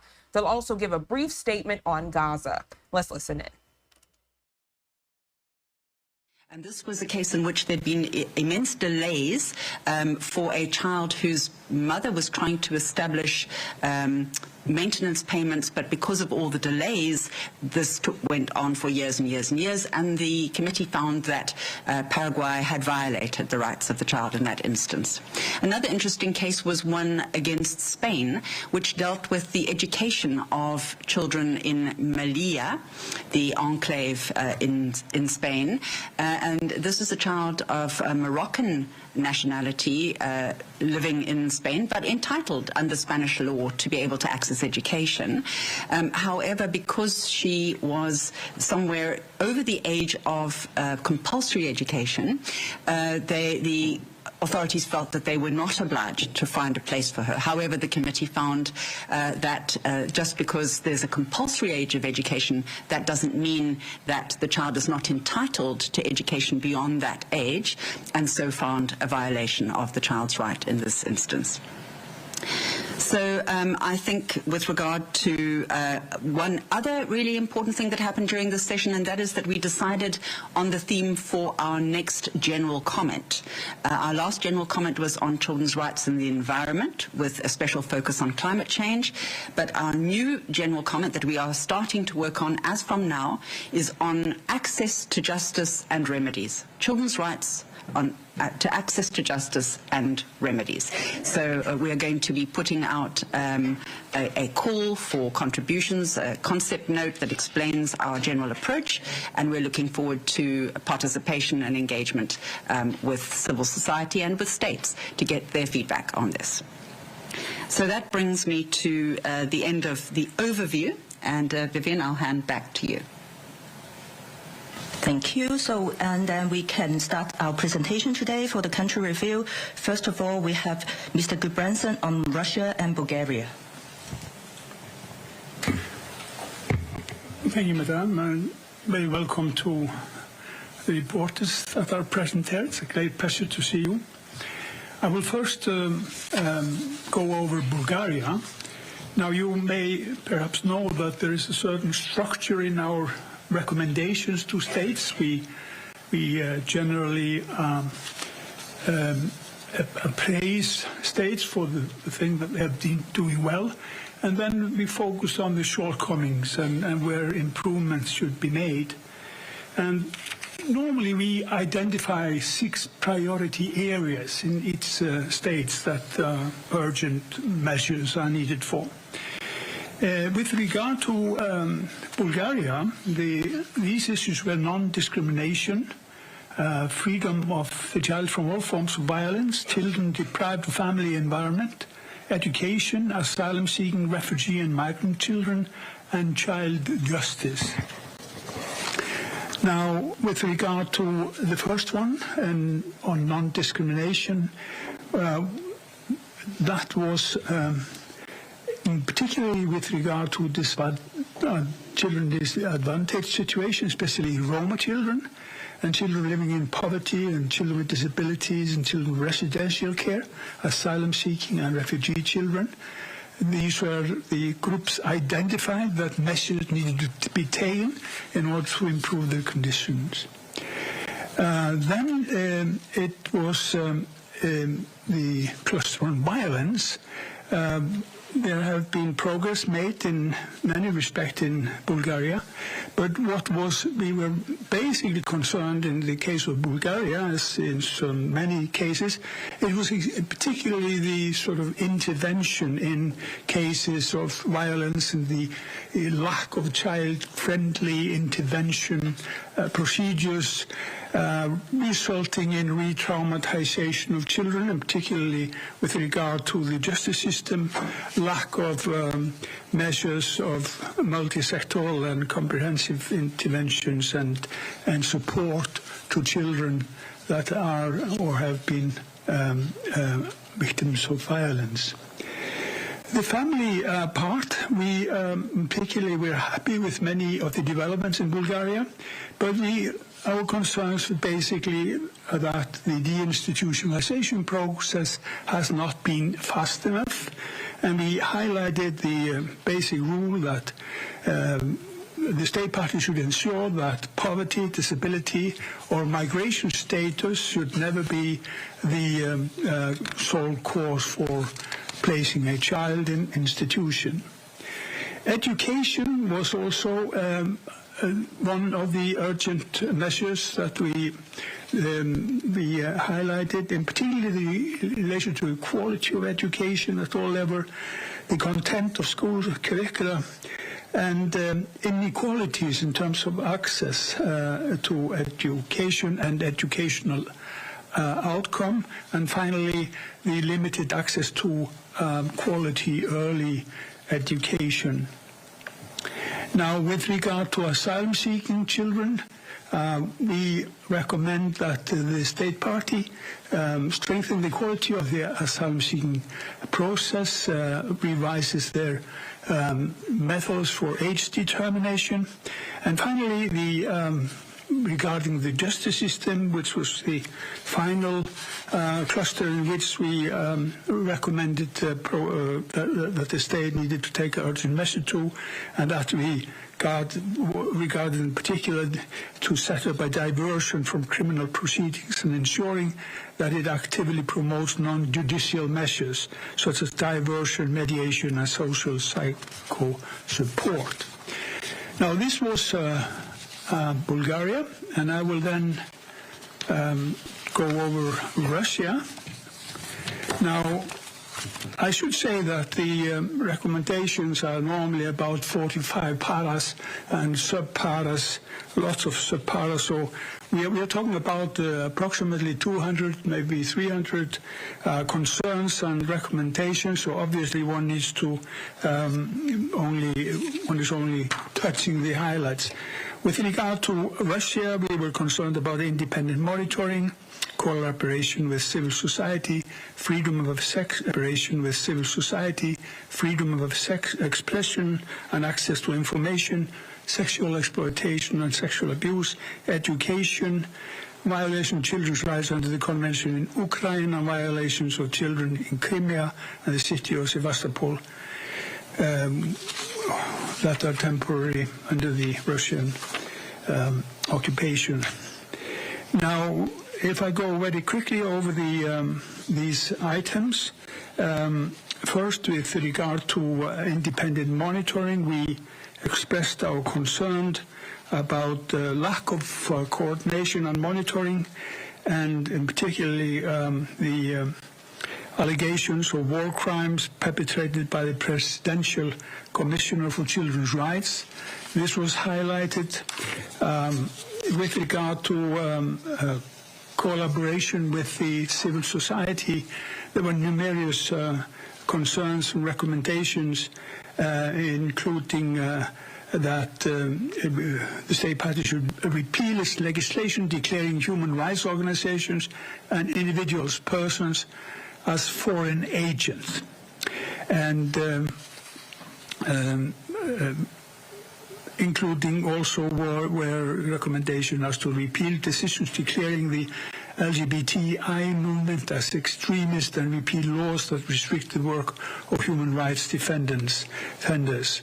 The next topic was the issue of violence, and there we were also concerned with the sort of lack of intervention in child abuse cases, and lack of child-friendly measures and child-friendly procedures to deal with child abuse, lack of multi-sectoral and comprehensive interventions, which led to secondary victimizations. And we sort of highlighted, for example, the case from the European Court of Human Rights a couple of years ago, which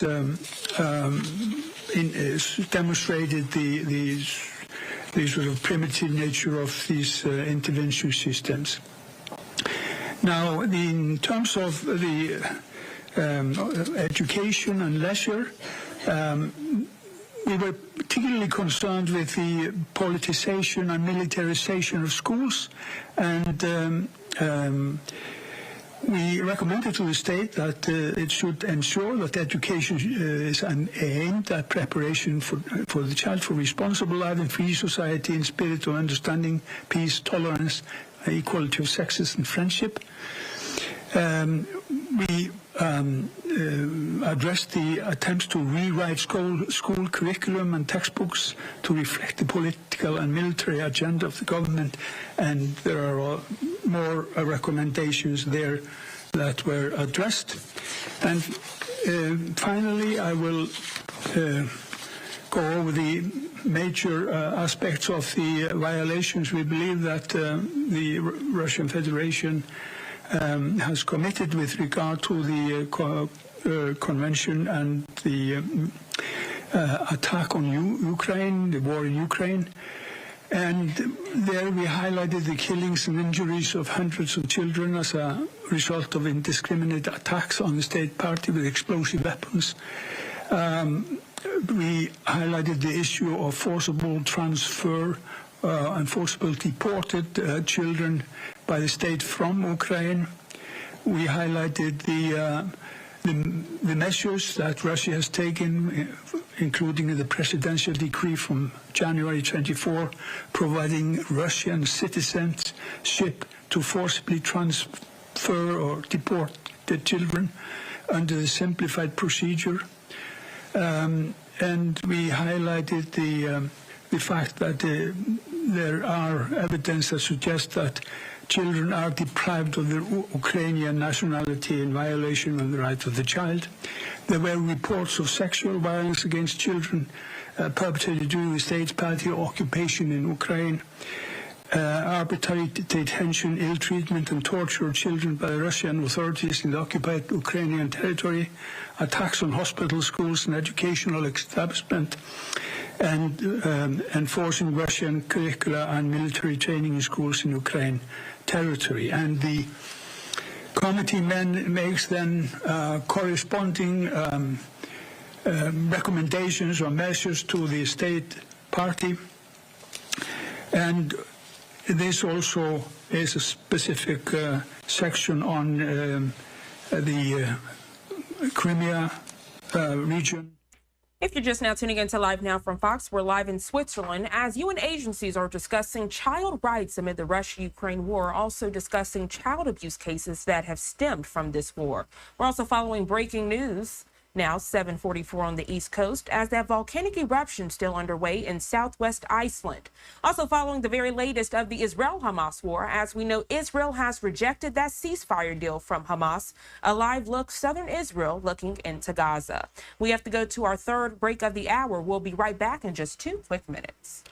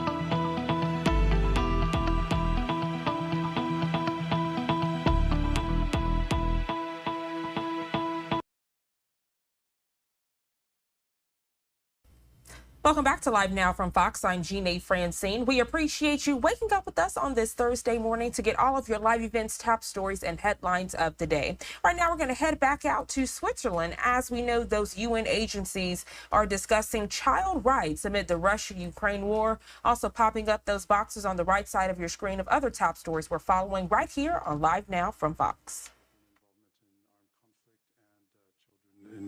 The sale of children, child prostitution, and child pornography.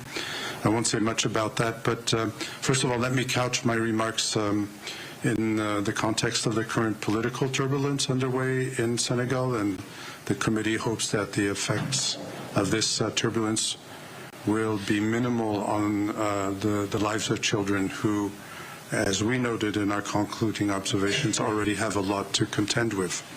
So front and center is the committee's concern, and I have to say puzzlement, that the revision of Senegal's children's code has been in revision for 10 years, and there seems to be no indication that there's an end in sight. And we push the state party to address this urgently.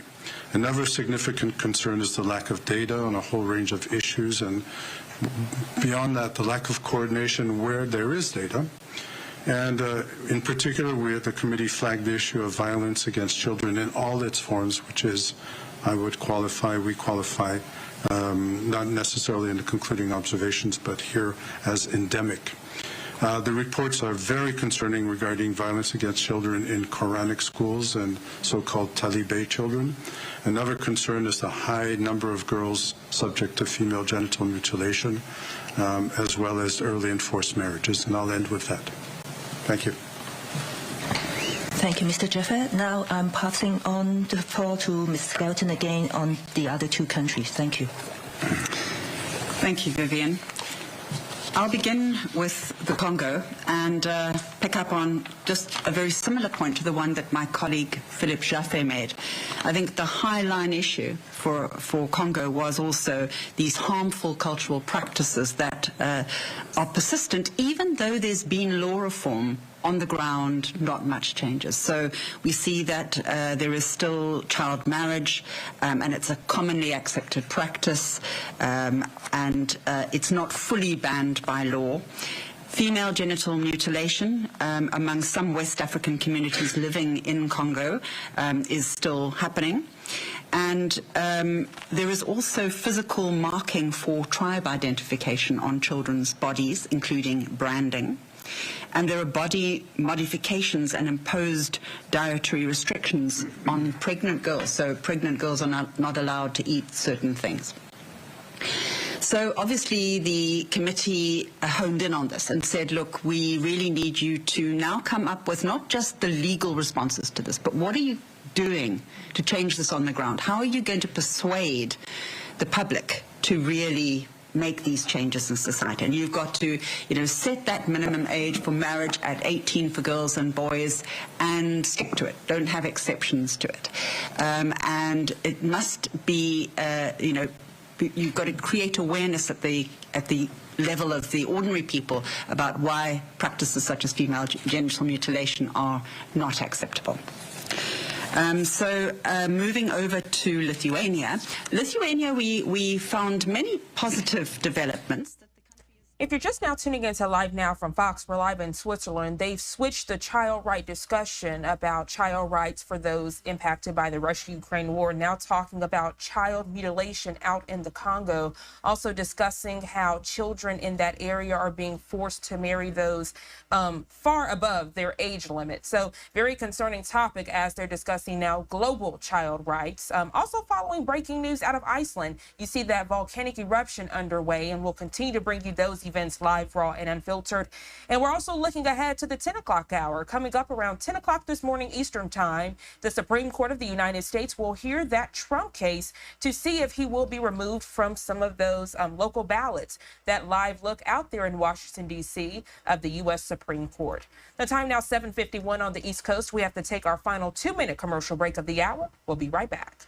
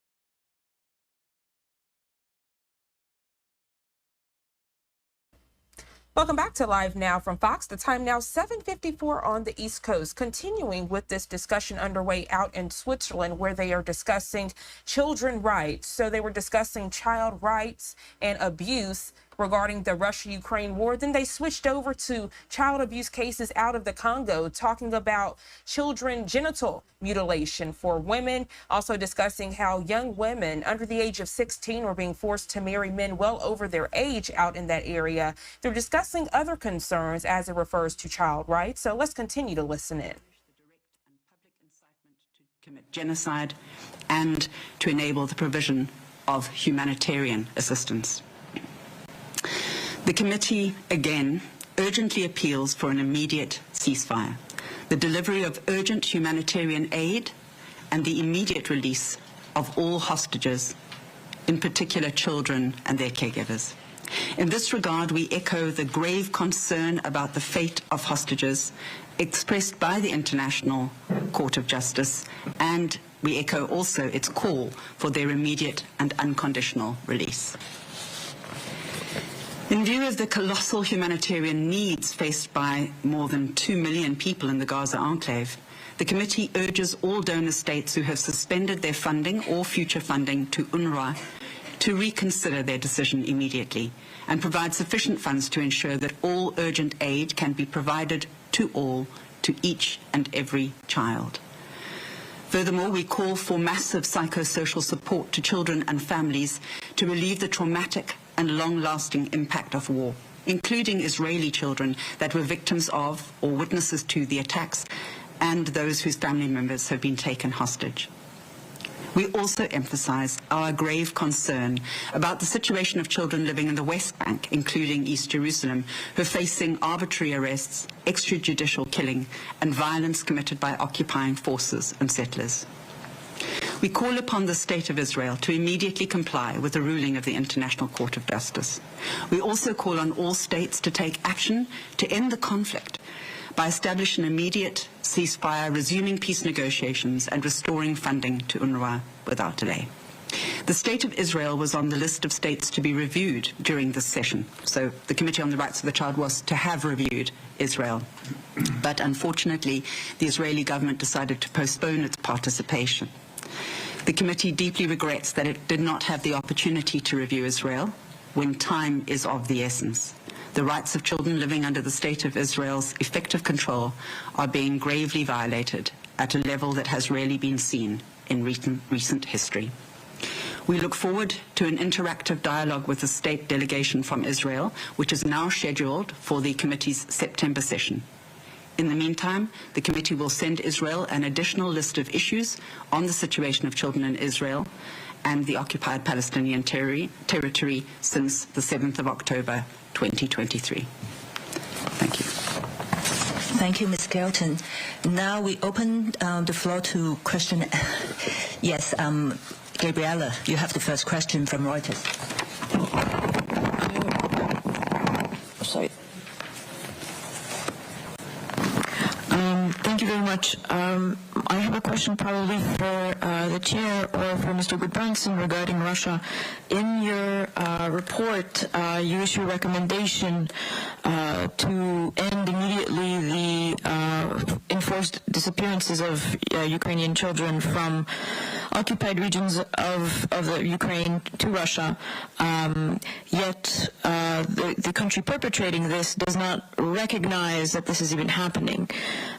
It's beyond a denial. How do you engage with a country that doesn't even deny but doesn't even recognize that this is taking place? Thank you.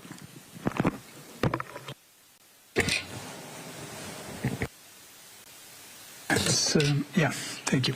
Thank you for that question. Now, when we monitor states, we receive various sources, including civil societies, other states, and human rights institutions, etc., etc. With regard to Russia, it is true, we received information about forceful deportation of at least 20,000 or just under 20,000 children to Russia from the Ukrainian government. And there were also other sources that indicated that this had taken place, although it was difficult to evaluate the exact numbers of children. Russia denied this. However, they submitted the information. If you're just now tuning into Live Now from Fox, a question and answer portion underway in Switzerland. UN agencies discussing child rights around the world, ending that press conference, talking about child hostages needing to be released amid the Israel-Hamas war, but now answering questions about children impacted by the Russia-Ukraine war.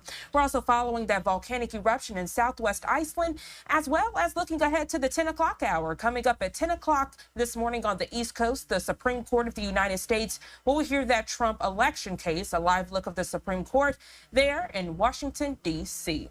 Right now, we're going to switch gears as we continue to keep you weather ready this morning. That's our XRAD system that we use here on Live Now, and you can see several weather-related events happening across the United States. But right now, we're going to check in with our content partners over at Fox 11 LA to get the very latest information about the Golden State. We know they are being impacted with atmospheric river storms as well as snow.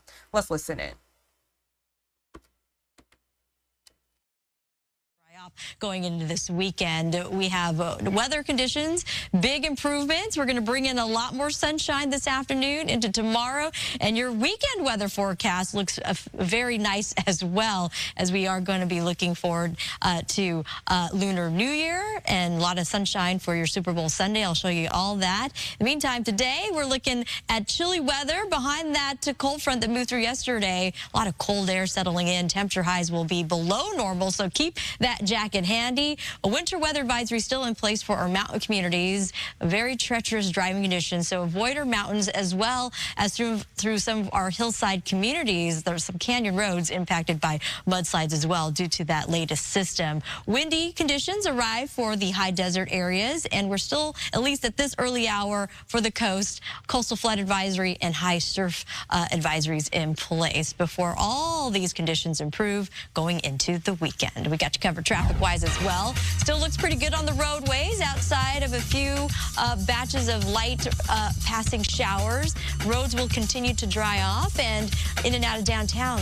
Great drive at this hour. Just 13 minutes to get from downtown LA to the west side. 21 minutes if you're driving westbound 60 from the 57 to the 5. Looks good. Stay safe and drive carefully. Back to you. Thanks, Samana. Search and rescue operations are expected to resume this morning for a missing 22-year-old woman who disappeared while on a hike near Mount Baldy Sunday afternoon. Lisa Huang of El Monte went hiking alone. Her sister called the sheriff's department when she didn't return home Sunday night. Heavy snowfall and bad weather has hampered the search efforts so far. The sheriff's department strongly urges everyone to refrain from mountain activities during inclement weather. And anyone thinking about hitting the ski resorts today may want to wait another day. Blizzard-like conditions overnight have made it nearly impossible to see on Highway 18 to the San Bernardino Mountain Resorts. Mario Ramirez has been making his way up to Lake Arrowhead. He has a look on how things are going there so far. Mario. Good morning. Yes, we're in San Bernardino along Highway 18 and just about 2 miles south of Crestline. This is the checkpoint where chains are required, and that's what we've been seeing here is drivers, big rig drivers, and truck drivers making their way up after putting on chains. Quite the task if you're not familiar with it, but it is definitely required, and take a look why. You can see the driving conditions through the San Bernardino Mountains on Highway 18.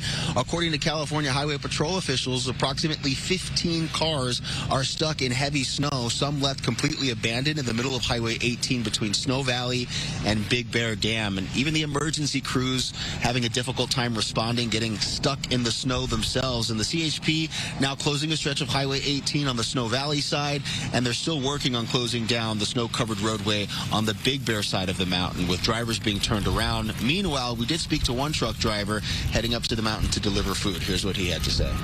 The ice is more dangerous than the snow itself because it's slippery. It frozen, it becomes hard. So even with chains, you still need chains. But just be safe out there. It's snowy, it's slippery. So don't get comfortable. Even though you guys, they might have a 4x4 or snow chains, still be careful. And if we come back out here live to our shot, chains are required unless you have four-wheel drive with snow tires on, but you still have to carry those chains with you. We've also seen a few people in their cars here pulled over just taking a nap until they can figure out exactly how to get those chains or waiting for a AAA to come by. For now, reporting live here in San Bernardino along Highway 18, I'm Mario Ramirez. Back to you. All right, Mario, thank you.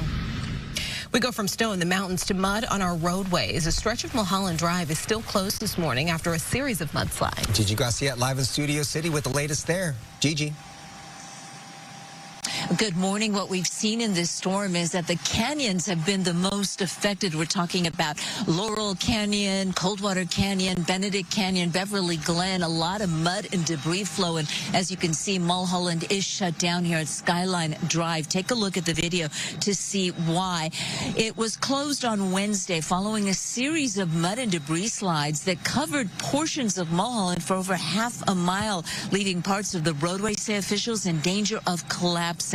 Now, Mulholland is shut down between Skyline and Beaumont Drives. South Coldwater Canyon is also closed at Mulholland. At least one home has now been red tagged, simply too dangerous to be inside, and neighbors fear it could start to slip. We're bracing for what's going to happen because that power we might get a power outage too because the power pole is about to fall down.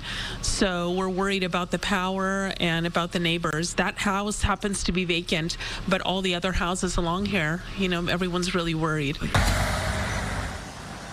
And of course, last night we saw even more rain. It was a faster moving storm, but the heavy rain did force Department of Water and Power workers to call it for the night. They'd apparently been working on at least one power pole that was in danger of falling. Again, Mulholland Drive shut down between Skyline and Beaumont. Reporting live, I'm Gigi Garcia. Back to you. All right, Gigi, thank you. We do have breaking news to tell you about this morning. The U.S. military has just confirmed that 5 Marines on board a helicopter that crashed in a mountainous area outside of San Diego have died. The group was returning from Nevada when the Marine Corps helicopter went down during stormy weather yesterday. The chopper was found, but the Marines were not until this morning. Snowy conditions complicated that search. Later today, the Lakers will unveil a statue in front of Crypto.com Arena to honor Kobe Bryant. The unveiling is significant. Today's date specifically marking 2/8/24. Now, those numbers honor the 8 and the 24 that were Kobe Bryant's, of course, both of his jersey numbers. The number 2 represents the jersey number of his late daughter, Gianna. Kobe, Gianna, and 7 other people died 4 years ago in a helicopter crash. Ahead of today's ceremony, we talked with the person who created the statue. The piece is bronze, and it's frozen in time. So it is interesting if you can capture your subject in the midst of some kind of gesture so that it feels more alive. During his 20-year career as a Laker, Bryant won 5 NBA titles, and the unveiling ceremony is at 3:30 p.m. We're going to stream it live on foxla.com. The LA Police Commission has voted to name LAPD Assistant Chief Dominic Choi as interim chief of the department. All right, we appreciate Fox 11 LA for that very detailed coverage of the Kobe Bryant statue preview, as well as the latest on weather-related events. Right now, we're going to transition, though, and head out to Fox 29 Philadelphia, as right now they're holding an interview with the Delaware County DA speaking on that Lewis Avenue police shooting and explosion. Let's listen in. How did we kept hearing that the original call was about an 11-year-old girl had been shot. Is that accurate at all? That was the call that came to the 911 center. We don't know if the 11-year-old girl was actually shot. Our fear is that there is a child inside that house that was shot, and our fear is that there are more people from that family who were also inside. But we won't know for sure until we are able to process the scene. You can understand how grim this is going to be because the house was burned down. So if people's bodies are in there, they are charred bodies, and we need to carefully work that scene. Sure. We're working it with heavy hearts, but our officers are doing the best they can to get the information out to the public as soon as possible. And when you talk about how grim that scene is, oh, go ahead. No, the good news is the officers are doing very well. We were able to visit them last night at the hospital. One officer was wounded in his forearm. The other was wounded in his leg. We got the thumbs up from them. They are with their families. I think the Lansdowne and East Lansdowne police chiefs will hopefully be releasing some more information about when they're going to be leaving the hospital. Hopefully that's later today. But there is some good news that the officers who responded are doing well. Yes. And when you talk about that good news, I mean, yesterday and even this morning, so many people have been thinking about and talking about the heroic efforts and the collaborative efforts that it took to make sure that those officers got out safely and that they're able to give that thumbs up this morning. Scooped up and taken to the hospital. Yeah, it's really incredible. The Upper Darby police officers, so Lansdowne, East Lansdowne, and Upper Darby police officers all responded. East Lansdowne sort of the intersection of those three communities. And as soon as the officers from Upper Darby saw these officers fall to the ground with wounds, they immediately ran towards them, pulled them to safety using their barricades as shields, and were able to get these guys out before, God forbid, further tragedy happened. They then locked down the scene, and as you know, the fire was started, and for hours our officers were out there with fire department trying to make sure that we could keep the community safe, but also keep the first responders safe as well. I know that the officers that scooped up the wounded officers, I mean, they had to be thinking, I could be shot here too now, but still heroically dragged the officers out of the scene. So, do you, I don't know how much you can tell us. Do you think the shooter started the fire? That's all supposition at this point. It certainly makes some logical sense, but, I'm not sure we'll ever figure out exactly what went on inside that house. Our number one priority right now, quite honestly, is just making sure that we can account for. Do you think they were family members members of the same family? That's my belief. Oh, God. I don't know if all of them were family members, but we know that there were multiple people from the family that was living inside that house that are unaccounted for. Had there been... and that's our greatest fear. Yeah. Had there been any reports or calls for service to that house prior to this incident in the days or months leading up to this? None that I'm aware of. Okay. And I would imagine, because of course we're asking questions, so many people want to know more about what happened. I would imagine, though, that this, because of the layers in this, will take longer than a typical investigation, because you have, we're investigating whether a shooting happened, and then on top of that, you have the fire. Can you talk about how complicated this is going to be? Oh, it's tremendously complicated and grim. If there are multiple bodies inside, there's at least one body, we believe, inside the house that's probably burned to a crisp. So our crime scene county detectives are out there right now. They are going to go through that and deal with whatever they find and have to document the evidence. And hopefully we'll be able to piece together part of the story. I'm not sure we'll ever know all of the story, because the only people who are going to know the entire story, of course, were inside the house. Probably gone. And it seemed like it'd be hard to get evidence because of the... Go ahead. It's going to be a tragedy that will be, some parts of it I'm sure will be unanswerable. But at the end of the day, what we wanted to do, first of all, our priority is to account for the people who are missing and give some closure to the families. Yeah. Well, it's certainly going to be a tough day. We're thinking of you guys. And like I mentioned earlier, it's been a tough 24 hours. For sure. You're using the right word there, grim. It's going to be a grim couple of days. Thank you so much. It's grim, but I think people in Delaware County need to understand how great our police officers are. Man, did they respond. And the work they do every day. Every day. Running towards fire instead of away from it. That's what these men and women do. And they're the people who live in your community. Yep. That's true. It's all about them. What they do every single day in our communities is just heroic. Yeah, the bravery is just amazing. It certainly is. Thank you for that reminder. Unbelievable. Thank you much. Coming right back. At Fulton Bank, we're personally invested in every community. And we appreciate Fox 29 Philadelphia with that very detailed interview. We weren't expecting to get the Delaware County DA this morning, but of course, as we saw it, we brought it to you live, raw, and unfiltered. And if you're just now tuning in, I want to put into perspective the video you're seeing on your screen now and the interview you just heard. So according to Fox 29 Philadelphia, 2 officers were shot in East Lansdowne, Pennsylvania yesterday afternoon after coming under fire while responding to reports of a child shot. Around 3:45 p.m., police received a call claiming an 11-year-old girl had been shot inside a home on Lewis Avenue. Officers from East Lansdowne and multiple neighboring departments rushing to the scene you see on your screen. As officers approached the home, we're being told a gunman opened fire. 2 officers were each shot once in the leg and were pulled to safety by officers from Upper Darby. The wounded officers were taken to Penn Presbyterian Medical Center, where they are listed in stable condition this morning. The DA saying the victim's family had a lot of people living inside that home, including children, which he just reiterated in that interview. He said at least 6 to 8 people are unaccounted for at this hour, and he even mentioned he thinks one person has, unfortunately, so grim to say, been burned alive inside of that home. Of course, as we get more updates on this developing situation, you'll get it here first right here on Live Now from Fox. The time now 8:15 on the East Coast. We have to go to our first 2-minute commercial break of the hour. We'll be right back.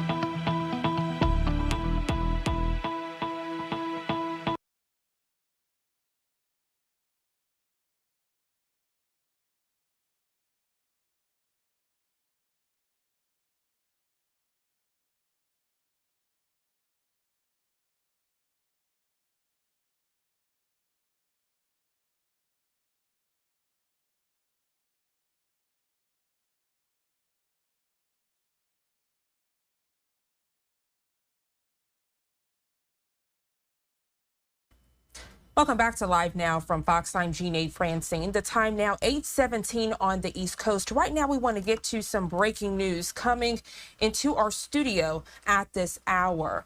According to the 3rd Marine Aircraft Wing, as of today, 5 Marines with Marine Heavy Helicopter Squadron 361 were being told that wing have been confirmed dead following a helicopter crash that happened yesterday. Major General Michael J., commanding general of the 3rd MAW, issuing a statement saying, quote, "It is with a heavy heart and profound sadness that I share the loss of 5 outstanding Marines from 3D Marine Aircraft Wing and the Flying Tigers while conducting a training flight last night." He goes on to say, "These pilots and crew members were serving a calling greater than self and were proud to do so. We will forever be grateful for their call to duty and selfless service. To the families of the fallen Marines, we send our deepest condolences and commit to ensuring your support and care during this incredibly difficult time," end quote. Again, that quote there from the Major General, the commanding general of that 3rd Marine Corps Air Station. As a matter of policy, identities of deceased service members are not released until 24 hours after all next of kin notifications have been completed. And of course, that is out of respect to those families, and we completely understand that. Efforts to recover the remains of the Marines and equipment have begun, and we're told an investigation is currently underway. And we understand, they go on to say in this press release from the 3rd Marine Aircraft Wing, though we understand the inherent risks of military service, any loss of life is always difficult. The 3rd Marine Aircraft Wing stands unwavering in its commitment to supporting the families, friends, and fellow service members of the fallen Marines. Again, this is just tragic news we're getting here into our Live Now from Fox Studios now at 8:20 on the East Coast. And again, our thoughts and prayers are with those families impacted by this tragic news. Right now, I want to switch gears to a live event coming out of D.C. happening in front of the U.S. Supreme Court. We're being told by our content partners over at Edge that this is Senator Marshall holding a press conference outside the Supreme Court in a show of support for President Trump's appeal of Colorado, removing him from the ballot. Other senators are expected to join. Let's listen in now.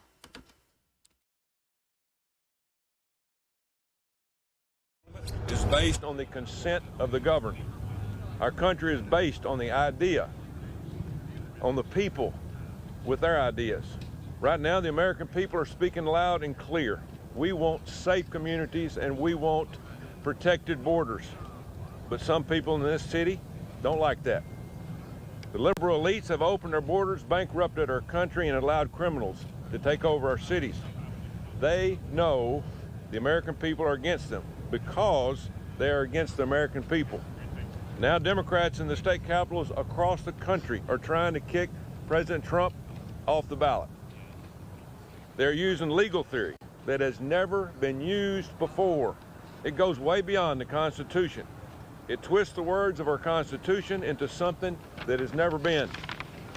Democrats like to talk about democracy, but Democrats are desperately trying to stop the American people from deciding who will be our next president. They couldn't care less about our Constitution. They couldn't care less about the will of the people. They couldn't care less about our courts. But today it falls on our courts, this building behind us. This court must uphold the original public meaning of our Constitution.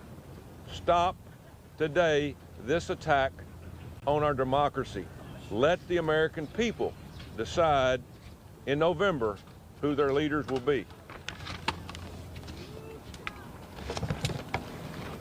Well, Coach Tuberville, once again, you and I standing shoulder to shoulder fighting for constitutional rights. I can't tell you how grateful I am to stand with you, and whether it's fight for the sanctity of life or fight to protect our Second Amendment, I'm proud to stand with you. And that's why we're here today. We want to fight for the right of we the people to elect our next president, not a bunch of judges.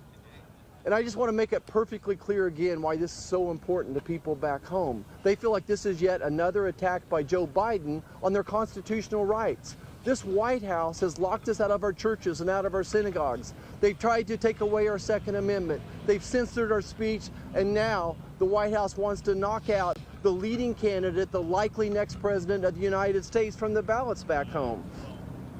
Now, I'm not an attorney, and there's a lot at stake here behind us, but really what's at stake is making sure that the American people get to elect the next president and not the Supreme Court.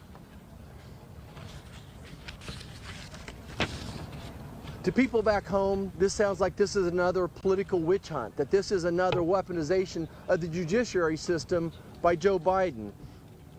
But what's at risk for the future is if they would call this an insurrection, then why wouldn't we call 10 million people crossing the border illegally an insurrection? Why wouldn't we call the situation where you take away your freedoms of speech, your freedoms of religion, your freedoms to bear arms, why wouldn't we call that an insurrection as well? Look, the people need to make this decision. We the people need to make the decision on who's going to be our next president. And what we know is going to happen here is this is going to embolden the American people even more, that they're going to get out and vote. You know what doesn't kill you makes you stronger. This is going to make President Trump even stronger. This is going to motivate people to get out and vote for him. His poll numbers are going to go up tomorrow. Thank you so much. Thank y'all. God bless America. Amen. Trump is a traitor. So you really think people on the border is an insurrection? What kind of education have you had, sir? When you have tens of thousands of people attack the state capitol, people are killed because of that, beaten, that was an insurrection. And Trump called it, you know it, the whole world knows it. And to try and like confuse people by saying the stuff on the border is an insurrection makes you sound like an idiot. I tell you, you just don't know what's going on. What a shame that we have such uneducated people. But when you're a white man in this country, you have so much power, you don't even have to be educated. You can just say shit. That's what is going on in this country. Same shit, different day. So those senators wrapping up their comments, Senator Marshall actually hosting this press conference outside the Supreme Court in a show of support for President Trump's appeal of Colorado removing him from the ballot. Other senators did join in on that press conference. And then right after, you saw how protesters were speaking and giving comments against what those senators were saying. And of course, this is a developing situation. This event expected to start at 10 o'clock this morning. And of course, you can watch it live, raw, and unfiltered right here on Live Now from Fox. The time now 8:25 on the East Coast. We're going to go to a quick 2-minute commercial break. We'll be right back.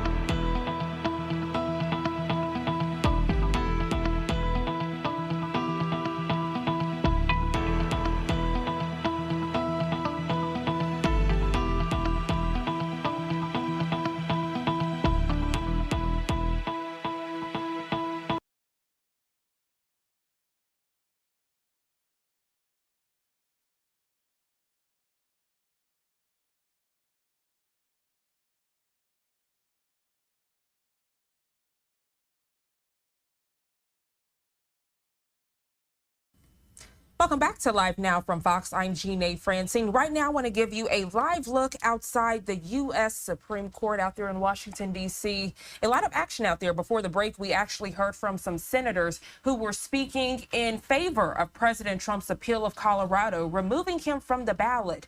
We know for Donald Trump, the fate of a presidential campaign will hang in the balance when the Supreme Court meets today to hear a politically fraught challenge to his eligibility to appear on Colorado's ballot. Joining us live to put all of this into perspective is Patricia Krause with the University of New Haven. Patricia, good morning to you. Always a pleasure speaking with you here on Live Now from Fox. Good morning. Well, if you could first tell us how we got to this point. People waking up today hearing that the Supreme Court will hear arguments and they're like, why? What's going on? For those unfamiliar with what's going on, could you catch us up, please? Sure. So this came out of a Colorado case that the Supreme Court decided to remove Trump's name from the ballot in Colorado. It then has made its way up to the Supreme Court. So the court is hearing today about the Colorado case and deciding whether Colorado made the right decision or if they erred in the procedures that they used in order to remove Trump from the ballot in Colorado. So today's case is specifically about what happened on the Colorado ballot, but obviously it has far-reaching implications for any other ballot across the United States. Patricia, can you share the historical significance of the Supreme Court hearing these arguments today? Because this is not something you see every day, especially as it relates to presidential campaigns. Right. And, generally speaking, the section that they're using of the 14th Amendment, Section 3, really was put in place primarily because people were afraid that people that were sympathetic to the Confederacy might try to hold public office. So it was done originally to prevent that from happening. And in particular, it was geared towards, people like Jefferson Davis and Robert E. Lee, who they felt were not capable of holding public office because of their involvement with the Confederacy. But you're talking about people who haven't held public office yet.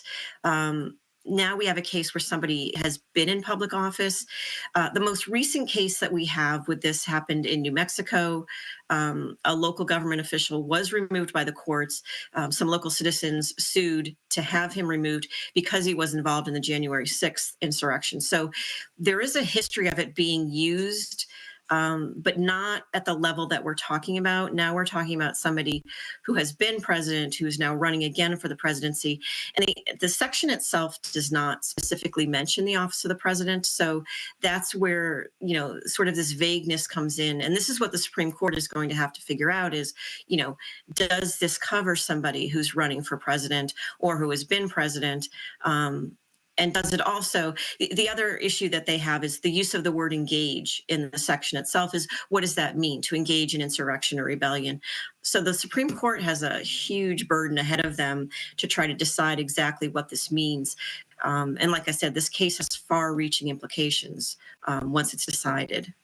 Patricia, thank you so much for detailing that. You did it perfectly. And speaking of the Supreme Court, a lot of eyes on John Roberts. Talk about his significance as all of this unfolds and what you're expecting to hear and see from him. Well, he is the Chief Justice of the Supreme Court. He holds a lot of sway in court decisions, but he's also been known in the past to go with, how he really feels about a decision should be made as opposed to siding with, say, the conservative side all the time. So I think eyes are on him because in some cases he's become the swing vote on the Supreme Court, it was unusual, as the Chief Justice to be someone like that. We had a Sandra Day O'Connor who did that and Anthony Kennedy who did that. But, in a lot of ways, John Roberts has become the swing vote. So I think all eyes are on him because he has, championed some liberal causes with the court, but he's also let down the conservative side on some of his decisions as well. So I think that's why the focus would be on him today. Patricia, protesters already gathering outside of the Supreme Court. I don't know if you could see that box I have on the screen, but this lady was holding a sign that said justices should not have sugar daddies, implying that there could be some under the table things going on or maybe some swaying. Talk about the importance of the justices and those people in this Supreme Court role and what would happen from this ruling. If you could share with the arguments, what will happen next? Yeah, I mean, this is a really big case for the Supreme Court to be deciding because of the overall political implications. And I think this may be more so than some of the cases we've seen in the past, has tremendous political implications. The court's taken a beating lately in the media because of some of the things that the justices have done. You know, you have Clarence Thomas and his wife, who was in some sense involved in the insurrection on January 6th.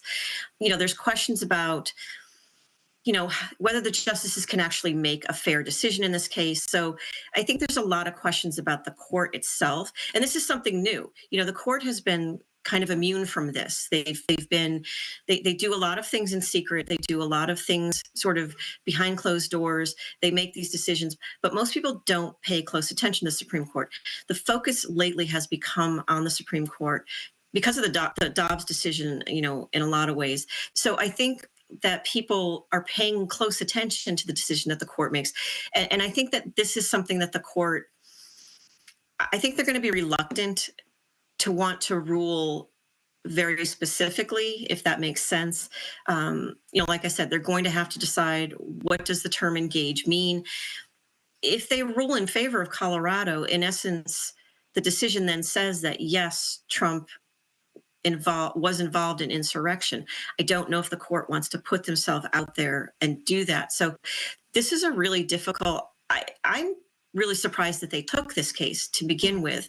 For that reason, you know, they've really kind of put themselves out on a limb here. And, you know, the decision that they make is going to have a huge ripple effect, no matter what they decide, you know, whether they decide to uphold Colorado or whether they, you know, overrule Colorado's decision. It's going to be very far reaching. I'm so glad you mentioned that ripple effect, because again, on your screen, you can see how those people are outside protesting for and against the former president. When you speak about the insurrection, would you say, as far as that ripple effect, these decisions and arguments that will be made will show that those people who participated in that, if it's being supported in a sense, because obviously this stems from the insurrection, there are still people and supporters of the former president who are willing to do whatever, you know, to make sure he stays on the ballot. So depending from what happens and looking ahead, are you thinking maybe something else could potentially happen if this is excused?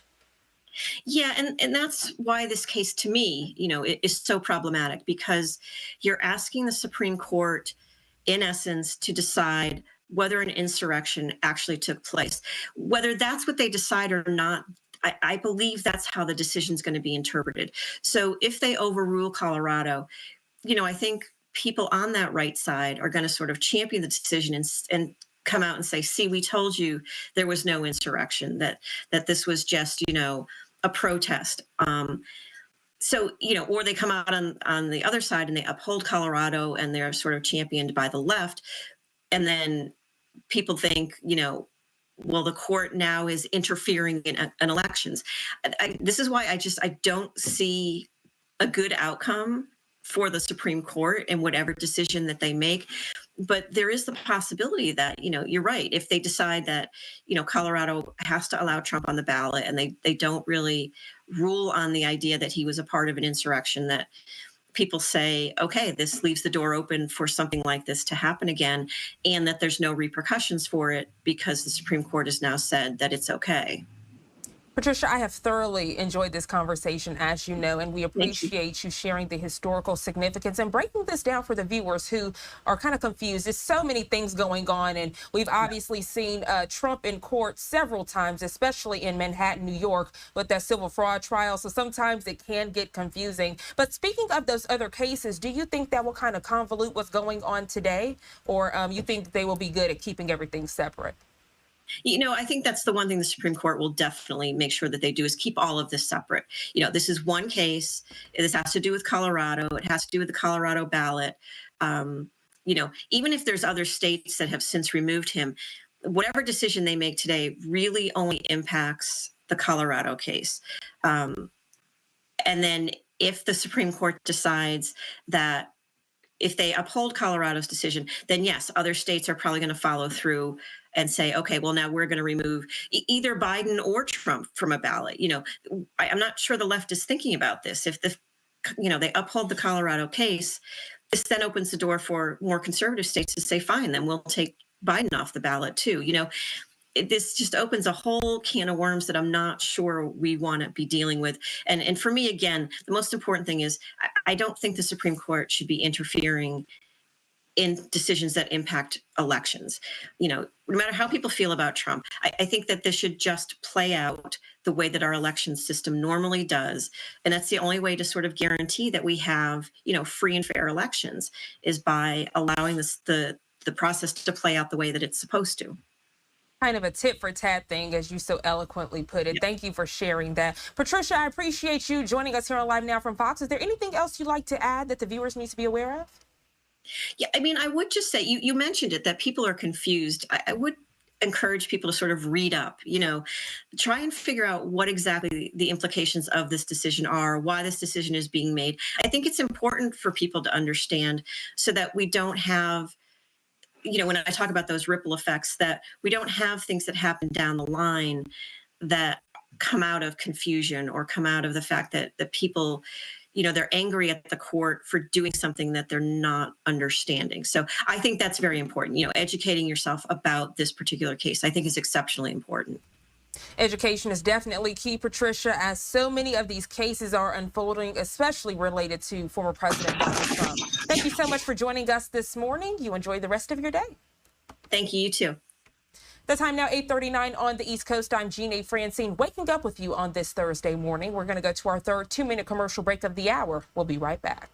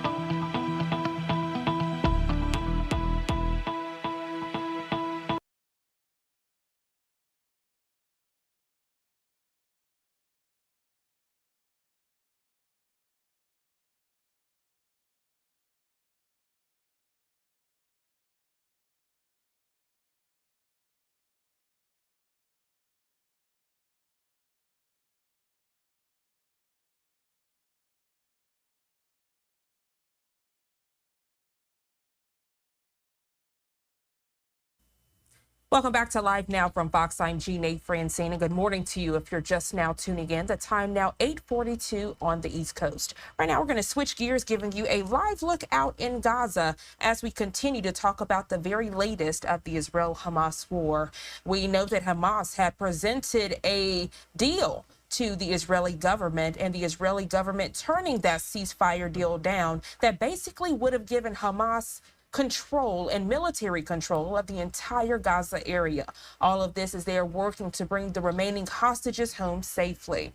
Right now, I want to check in with the Israeli government for their daily briefing on the Israel-Hamas war and the hostage situation. Let's listen in now.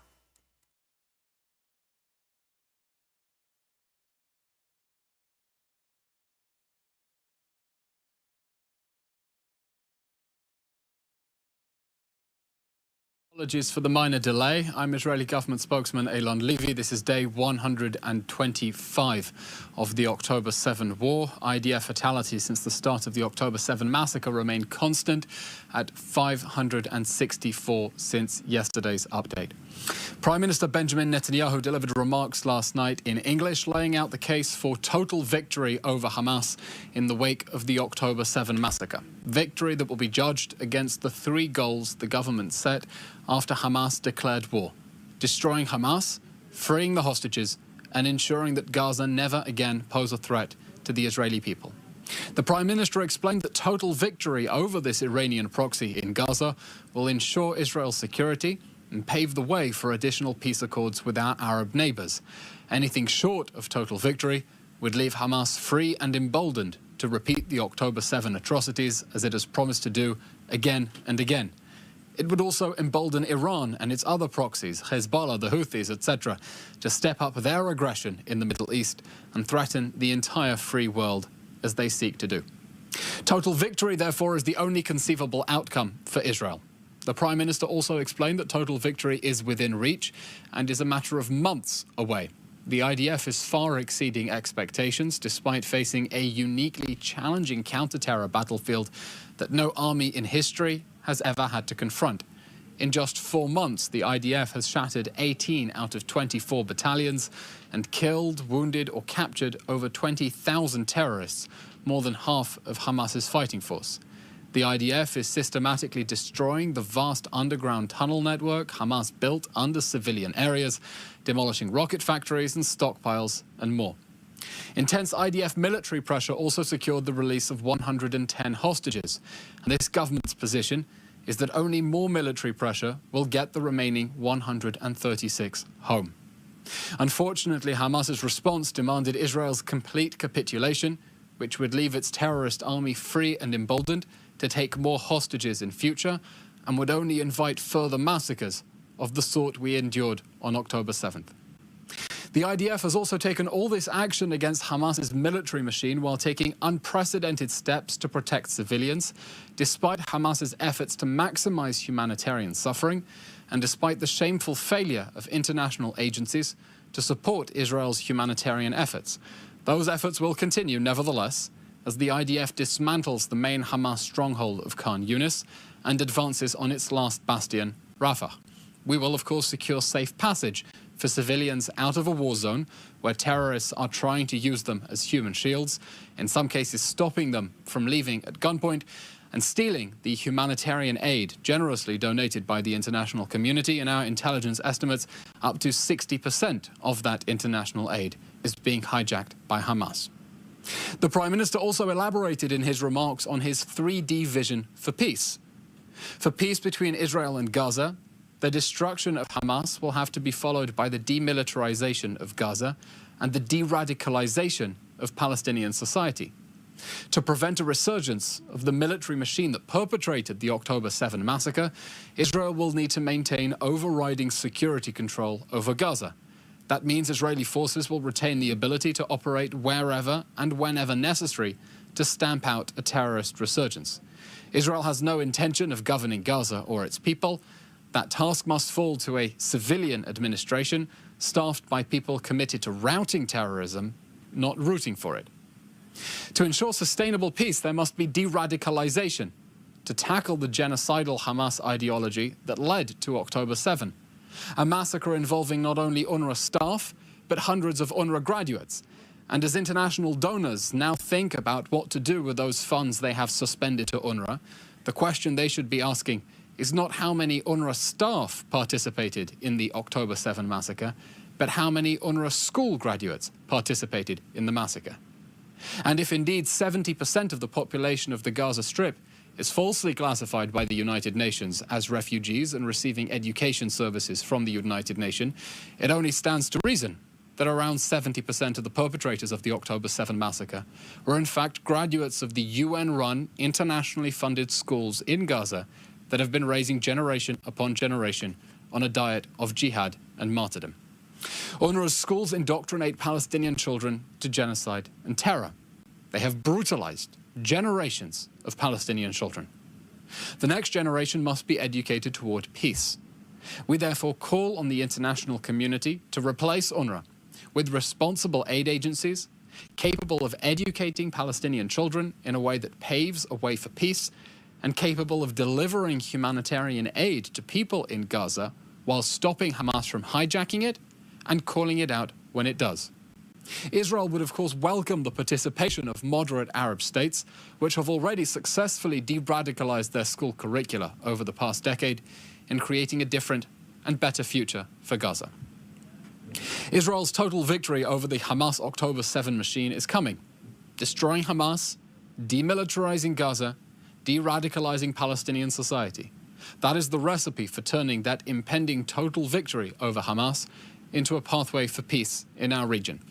To bring this war to its speediest conclusion, we urge the international community, allies and other nations to stand by our side, demand the immediate and unconditional release of the hostages we fear are being starved, tortured, raped and executed in the Hamas terror dungeons, and demand the immediate and unconditional surrender of the terrorists who perpetrated the October 7 atrocities and have spent every day since then threatening to repeat them again and again.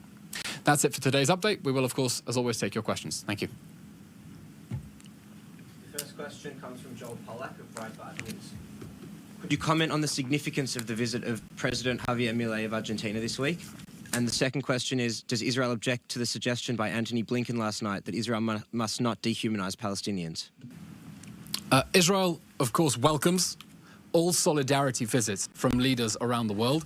In the immediate days after the October 7 massacre, we saw many world leaders coming, and we're very happy that that is continuing with the profound solidarity visit of President Milei. I'd note that just earlier today, President Milei visited Nir Oz together with President Herzog. Nir Oz, a community, of course, in which one quarter of its residents were either murdered or abducted on October 7th.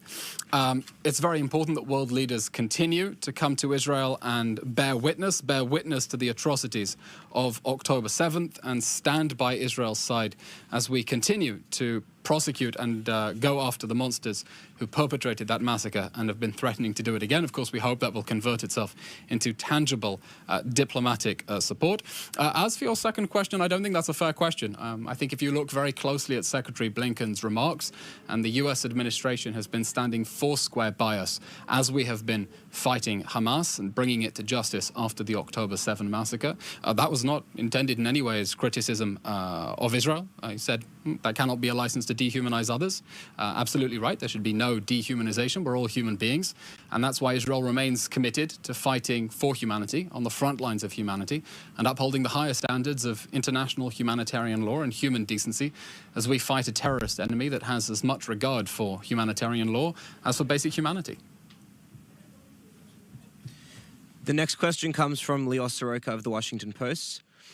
Will the Israeli War Cabinet meet tonight to discuss Hamas's ceasefire proposal? And is it still on the table after the PM called it delusional? The Prime Minister has been clear about his red lines regarding release of the hostages. We're, of course, doing everything we can in order to get those hostages out.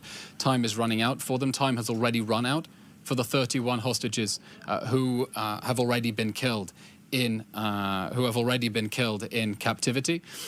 The total withdrawal of Israeli forces and an end of this war is, of course, not an option. Hamas was calling for complete capitulation that would leave it free and emboldened to perpetrate another massacre. And we will, of course, continue all our efforts, everything possible to bring those hostages home safely to their families. The next question comes from David Isaac of JNS. Did the 132 aid trucks at Kerem Shalom, the protesters said they had blocked on Tuesday, eventually go through anyway? And if so, were the trucks inspected before going into Gaza? Second, if Hamas is siphoning off 60% of the aid, is the government planning to stop the aid until it figures out a better distribution system? As for your first question regarding the distribution of humanitarian aid and operations at the crossing points, I'll refer your question to COGAD, which deals specifically with the admission of aid into the Gaza Strip.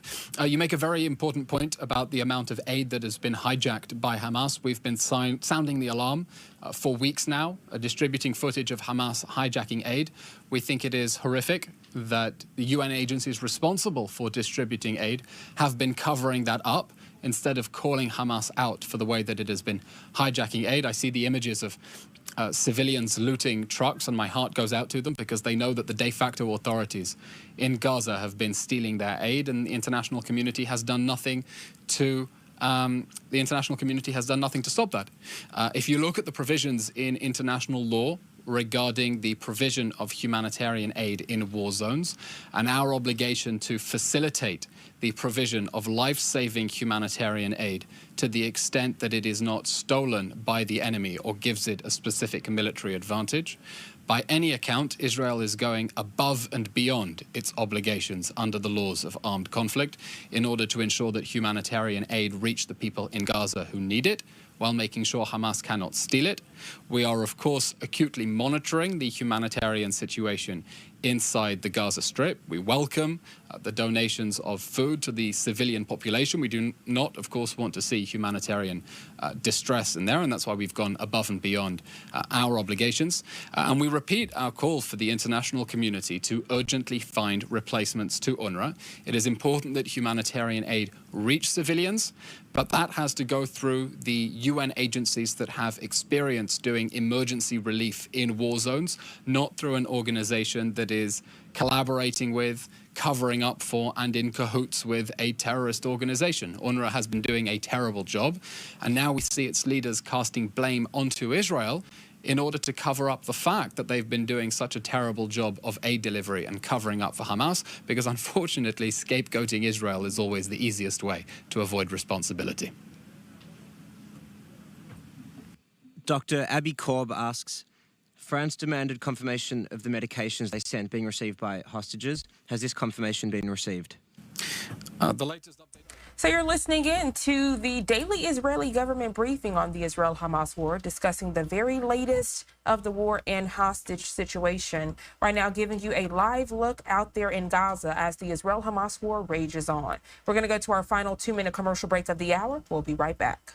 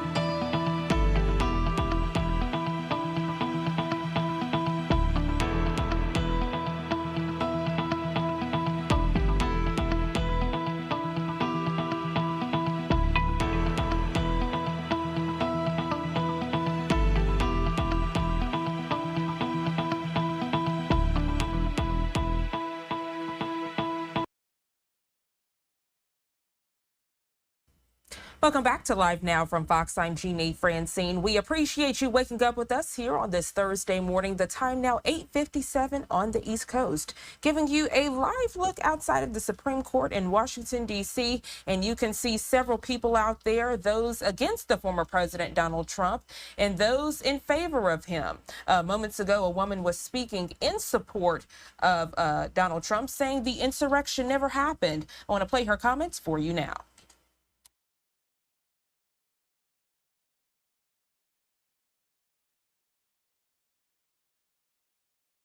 And he said absolutely nothing that could be construed as insurrection.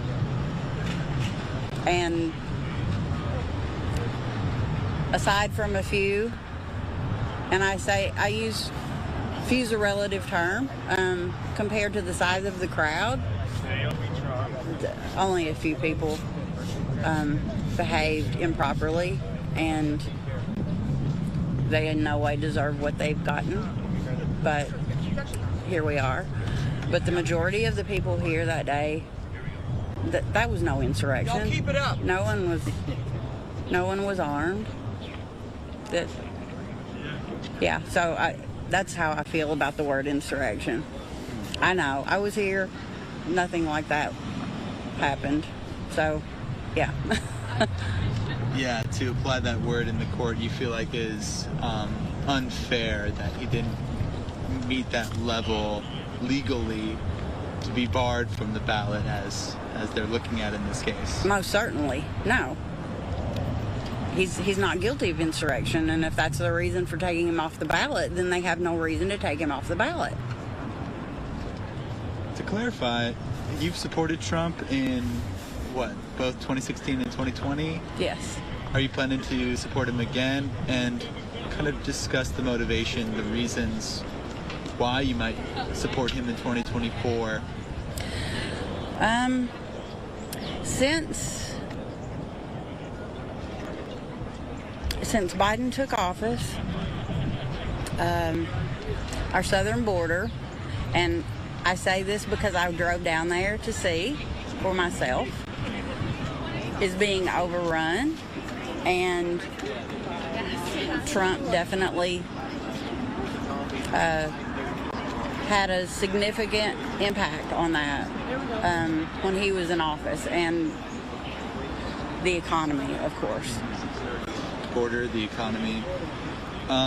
As far as your presence here today, it seems like there's a lot more protesters who are against the former president. You're one of the ones who's supporting him. Do you feel like it was important to kind of show up because there's not as many people who are in favor and support the president here? Most certainly. I'm trying to teach my daughter, you show up, you show your numbers, and that's part of why I'm here, is to let other conservatives know that we're out here, because January 6th kind of throttled everybody down. Everyone's afraid to organize anything now, so it's a kind and gentle way of trying to gather us together without formal planning. Yeah. Lastly, can I get a close-up of your sign? And which one? This one? Yeah, just those two together would be great. I really appreciate it.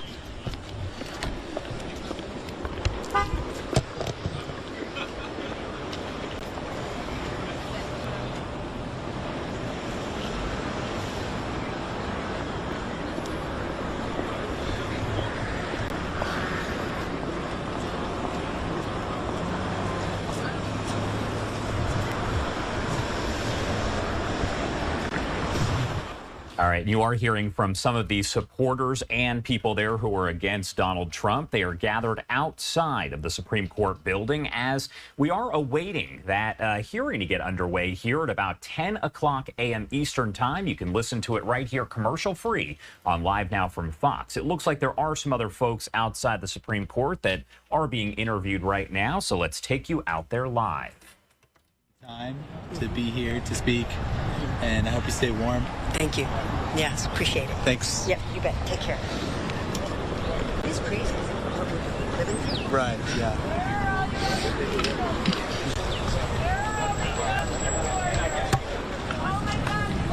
All right, looks like they have been speaking to those folks that are gathered there, but looks like they just wrapped that up. Again, what you are looking at on your screen is outside of that Supreme Court building. I want to go over some of the basics here of what is expected to happen, as this is going to be a very active day. And again, we will bring all of it to you as it unfolds right here on Live Now from Fox. So here are essentially the details of what we expect. The Supreme Court is going to hear former President Trump's appeal to remain on the 2024 ballot.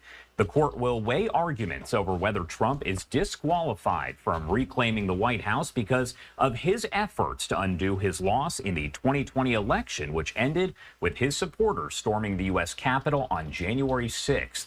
The case will be the first time that the justices will consider a constitutional provision that was adopted after the Civil War to prevent former office holders who, quote, engaged in insurrection from holding office again.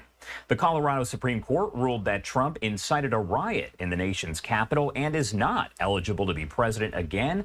As a result, he should not be on the ballot for the state's primary coming up in less than a month. Now, this was the first time that Section 3 of the 14th Amendment was applied to a presidential candidate. Trump's lawyers are arguing that the amendment cannot be used to keep Trump off the ballot, as they contend that what happened on January 6th was not an insurrection and Trump did not take part. Again, that all begins at 10 a.m. Eastern time, and we'll bring that to you here live, raw, and unfiltered. Let's head to our first 2-minute commercial break now at 9:05 on the East Coast and 6:05 on the West Coast. A lot more coverage to get to here on Live Now from Fox.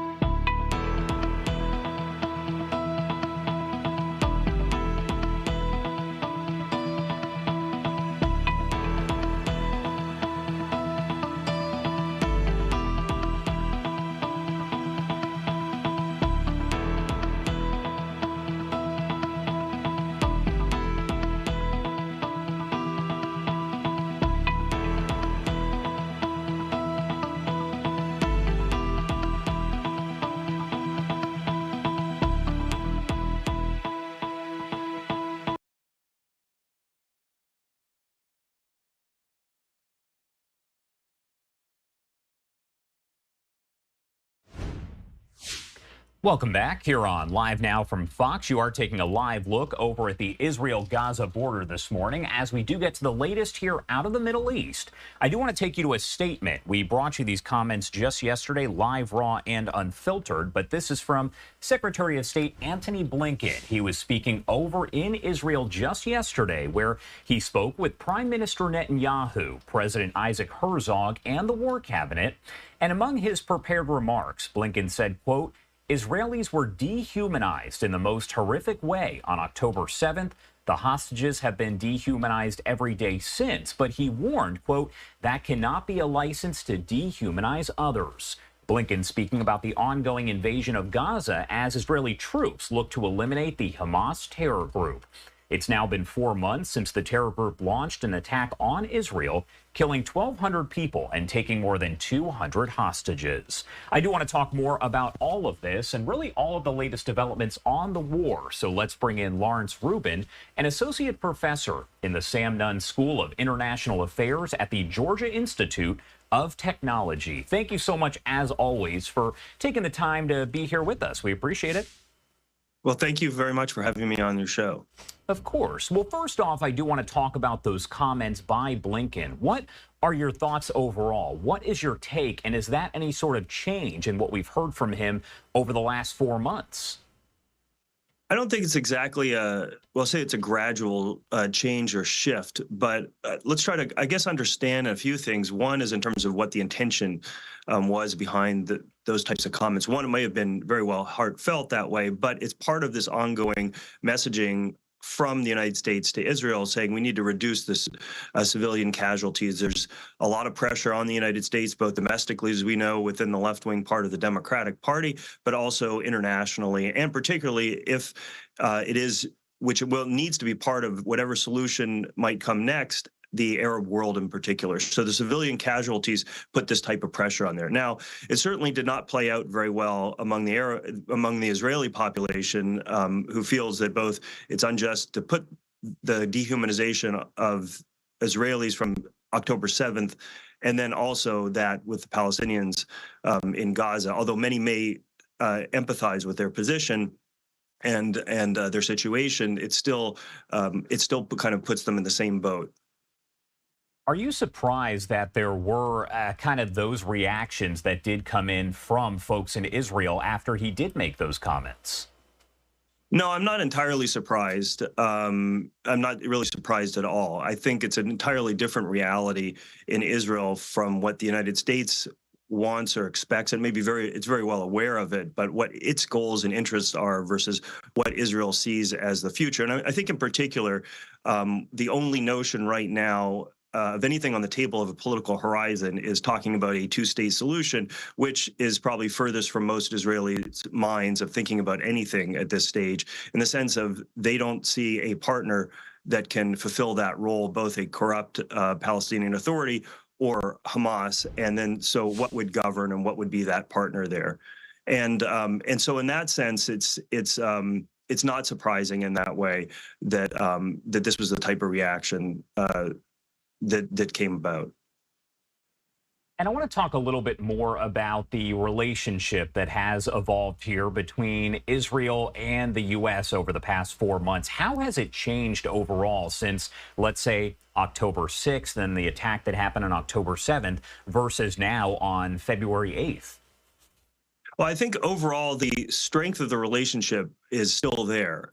There's still a strong commitment. And I think also was surprising for many people, the strength of personally Biden's commitment to Israel and what's happened.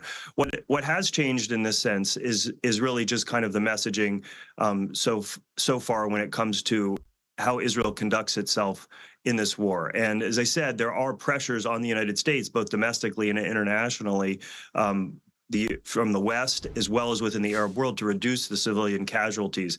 And that's where we're seeing these types of tensions. Now, the tension is going to go further there, and I think they're now really bubbling to the surface when it comes to some of Netanyahu's pushback, which plays out in domestic audiences, pushback against the Americans and what it wants to achieve, and particularly this talk about a Palestinian state or two-state solution.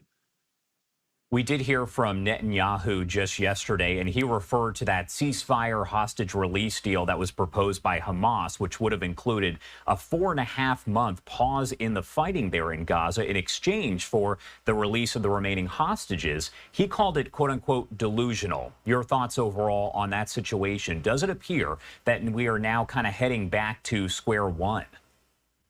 I don't think it's so much square one. I think it's the beginning of a negotiation that way. This is kind of the second major set of negotiations for what might be a hostage release, and if some phased, in some set of phases.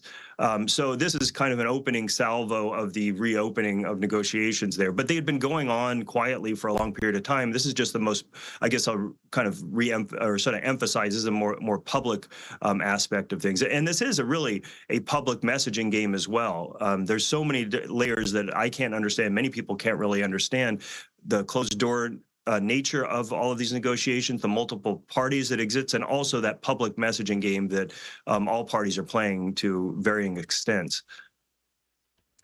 We did hear from the Israeli government yesterday as well, as they confirmed, unfortunately, that 31 hostages of those remaining hostages, and including the ones who were actually taken prior to October 7th, have died. They are confirmed dead, possibly more as well. How does all of that factor into these negotiations for a ceasefire and release deal? Well, there are a couple different ways. One, you could think about it in terms of reducing the numbers. Well, let me actually backtrack for a second. We think for a second about the two main aims of the war, of the elimination of Hamas and release of the hostages. And it's come to light, as many people have known from the beginning, that these are in contradiction. And so if you reduce the number of hostages that you're negotiating about, or maybe it makes it easier or less risky to lose that second part of the second goal, an equal status or less equal status. And I know it sounds very crude to put it in those types of terms, but that might be one way to think about it. On the other hand, it could also, and we see this in Israeli society now, continue to increase that domestic pressure on Netanyahu for the release of those hostages.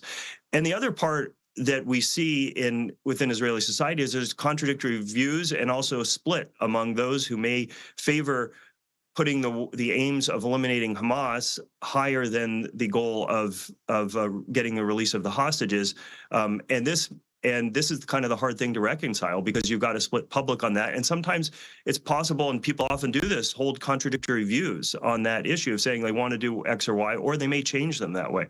It's such a complicated issue here. And this all bubbles up in the sense of whatever deal may or may not go through, the fragile coalition that Netanyahu has to hold and to stay in power is really dependent will be dependent on any type of deal that goes through. There's nothing that's going to be able to satisfy this type of coalition.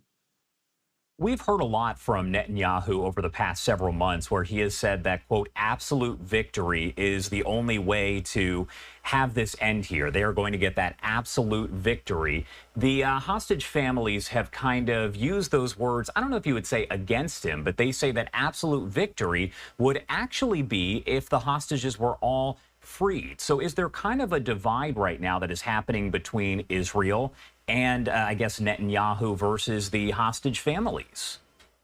Oh, certainly, and that's kind of what I alluded to in the last comment, that there is this tension there, and I don't think you can get around it. And I think society itself feels this tension, and as Ed can hold these contradictory views that may be contradictory in the sense of eliminating Hamas and releasing all the hostages, and how can you do both at the same time? Which one is considered to be victory?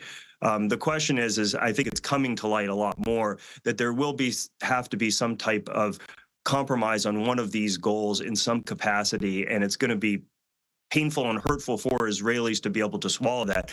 But it will also have important political repercussions on the governing authority. And I think that's also one of the reasons why we are seeing, there's one of many reasons why there is no deal in that way. But that's one of the things that will hold it back, because it would be about the political future of Netanyahu and the coalition.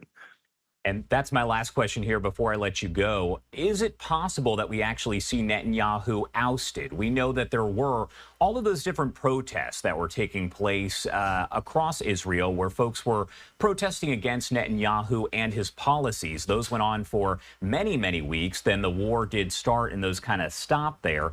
Could he possibly be ousted? Well, I think many people have been wrong for a long time, so I won't venture a guess. It's possible. There's no question it's possible at all. There are lots of reasons why he could be. I could spend another 15, 20 minutes, even more, to lay them out. However, he has managed to survive. He is the longest-serving Israeli prime minister, and has done that in terms of his skillful manipulation of politics there. And he may continue to do that. At every step, we've seen that he's managed to stay in power. This is one, though, as pressure continues to mount, both internationally, also some of the big goals that he had set to achieve with normalizing Israel in the Arab world. The pressure continues from a lot of the Arab states to end this, the domestic pressure from the hostages, and also even from his extreme right wing, who doesn't want to see the end of this and wants to see potentially a settlement of some parts of Gaza and even pushing or complete elimination of Hamas, as well as parts of which takes along other parts of the Israeli electorate. These are also just a few of the challenges that he will need to contend with to either stay in power or come to some type of agreement. All right, Lawrence Rubin there, Georgia Institute of Technology. Thank you so much, as always, for taking the time to join us here. Anything else you want to add before I let you go? Well, it's a extremely complicated situation, as we know, and what's interesting that people should kind of pay attention to is it's not just kind of focused on this region. Now we see that many, as we've seen with the Houthis and also the PMF, the Popular Mobilized Forces in Iraq, the Shia militias, have been able to use or play this card, Palestinian Gaza card, to their advantage in terms of mobilization, framing what they do in that perspective. So I think one of the things to kind of remember is how they're using this to push against the United States. The United States is very conscious of this, and that kind of gives this broader context when you see the messaging about the Israelis, of what they're trying to do and what they're trying to say and push back. And the United States is in this challenging situation to try to manage all of those kind of all of those pressures and make sure this region doesn't blow up and get a lot worse. All right, Lawrence Rubin, thank you so much. We appreciate you taking the time to be here with us. Thank you very much for having me. All right, everybody, I do want to take you out live to one of the many cameras that we have outside the Supreme Court as protesters on both sides are out there. The Supreme Court going to hear those former President Trump appeals there to remain on the 2024 ballot. That is expected to get underway in about 40 minutes. Coming up after this quick 2-minute commercial break, we'll go live out there to our Fox 5 DC team with a look at what we can expect. That's coming up in 2 short minutes.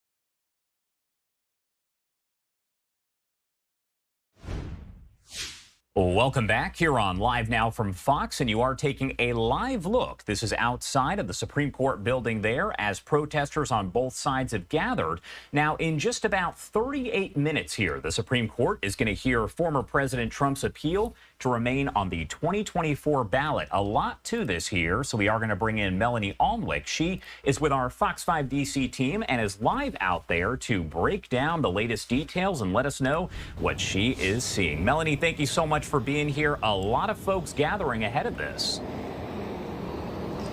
Yeah, you know, so the image that you were taking earlier is from the front of the Supreme Court behind me, but just over here is where a little bit more action is happening. What you're seeing are people who have been standing in line since overnight yesterday, and they gave out the first 40 tickets already. They were supposed to give out 50 tickets for public seats. So you got about 10 people in line there that are really not happy and hoping that Capitol Police are kind of going to come back out with 10 more orange tickets to let them in.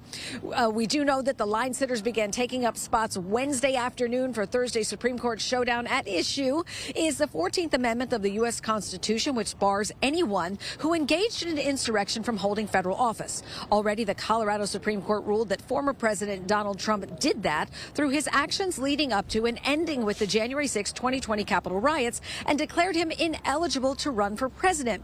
Mr. Trump's team will argue to the 9 Supreme Court justices that January 6 was not an insurrection, and even if it were, he didn't participate. We talked to some of the people who spent their evening right out in front of the Supreme Court hoping to get a ticket. Freezing. But it's actually been pretty cool, like, just talking to everyone and, like, why they decided to, you know, come spend the night. But, yeah. I just feel like this is going to be, well, it has the potential to be, like, an important landmark case. So, it would be really cool to see that. And to be here at maybe an important moment in history. But we wanted to be here because we also believe that it's really unconstitutional that he's going to be, you know, if he gets taken off the ballot, but the ballots are in gold.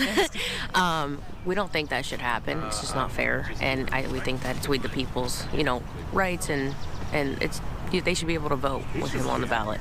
I try to be neutral about it, politically speaking. It's sort of you're just sandwiched between these two really passionate viewpoints, and I don't know how it's going to turn out or anything, you know. It's just I don't have any control over it, so I'm just trying to be like, you know, just accept what is what is. The case could be just the first of Trump-related appeals to reach the Supreme Court this election year as he faces 4 criminal trials, including one over alleged 2020 election interference. A lot of people wondering, okay, where's it going to go from here? After the oral arguments, obviously, the Supreme Court has to take them in and then make a decision. Normally, they take several months to do that, but we're on a very tight timeline here. Colorado's primary day is March 5th. So a lot of election watchers saying that the decision could come within days or at the very most a week or 2. So it's going to be a very interesting couple of days here. And as I'm sure you have been talking about, it's not just Colorado that's at stake here. We do have Maine that also ruled Trump ineligible because of the 14th Amendment. So their case and Colorado's case, those ballots, all of that stay right now.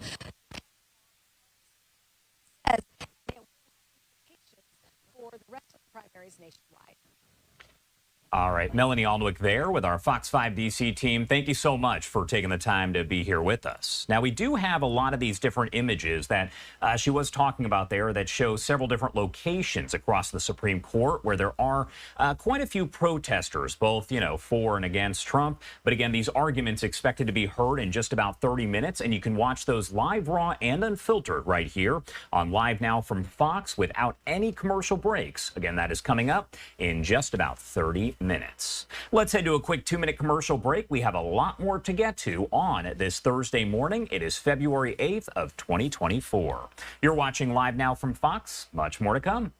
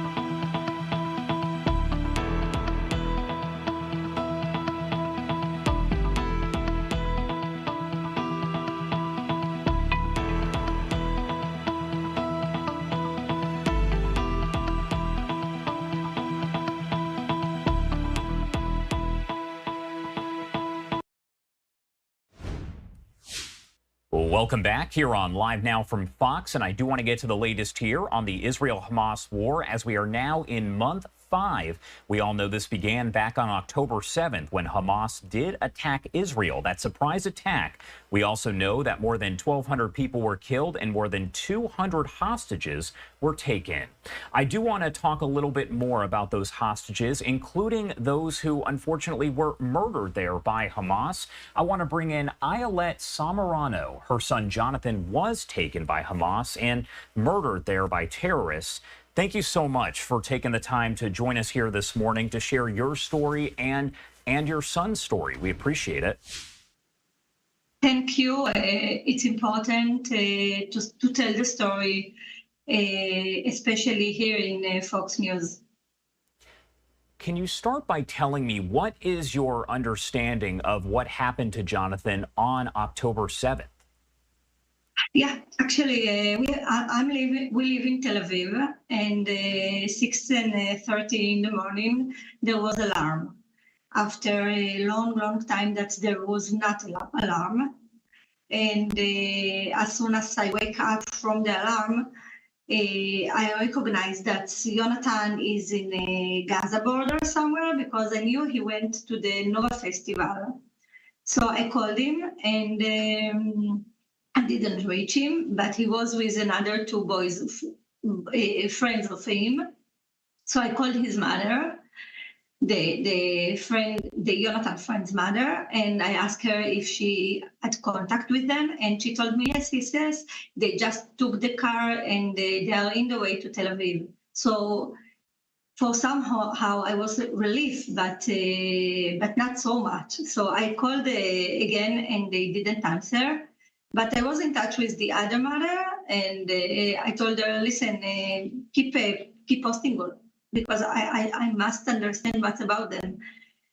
And she said that somewhere in the way to Tel Aviv, there was a police that told them to U-turn and go back to get a shelter from the rockets because there was a lot of rockets. It was not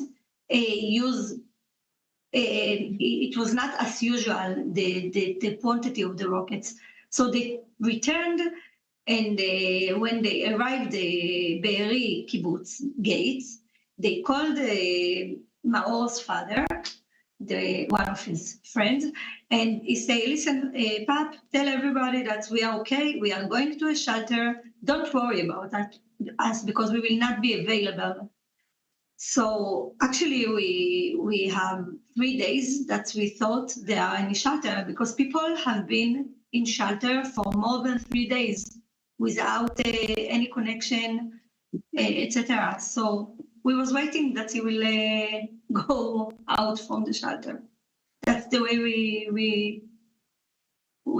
we knew that something is not okay with him because he didn't came back home, but. After 4 days, there was a video that arrived by accident to our mobile because Hamas was video everything. And we saw their car, and we saw that as in the moment they arrived to the gate, there were terrorists that shot all over the car. And the car was going by itself into the kibbutz. And in the same moment, hundreds of citizens, Gaza citizens, were come into the kibbutz to steal, to rape, to do whatever they want. And my son and his 2 friends was shot. And they took Jonathan and his friend outside the car, and they stole the car. And after a while, we saw that 2 Hamas people came and kidnapped just Jonathan. There were 3, but they kidnapped just Jonathan. So we knew that he was taken. And actually, we got the formal announcement that he's kidnapped almost 1 week after, because the government should confirm it. And that's the way we discover he's kidnapped, with a little hope that he is alive, because there were 3 young people that's shot, but they took just Jonathan. So I said, okay, maybe they took him because he is alive and the other not. It was our hope and our wish. And the absurd is that when we knew that Maor and Bneiyahu, the other friend, was killed immediately, my wish was that he will be kidnapped. And it's absurd that I'm wishing for kidnapped. And he was kidnapped, but after 57 days, we got a message that he's not alive anymore. Tell me about the moment when you were informed that he wasn't alive anymore. Actually, I was in a delegation in Switzerland, and I was afraid to go to delegations. All the time they ask us to go around the world to delegations, and I was afraid. And in that case, I went to delegation, and I came back on Friday, and on Sunday, the government gave each family, each kidnapped family, a officer from the army that's are very, very tight with us. You know, every day, every moment, every notice is with us. And she called me, and she said, we would like to arrive. We have a message. And there was a lot of time that they came to give us a message, but on that moment, something was not as usual. And I asked her which message, and she said, I cannot talk on the phone.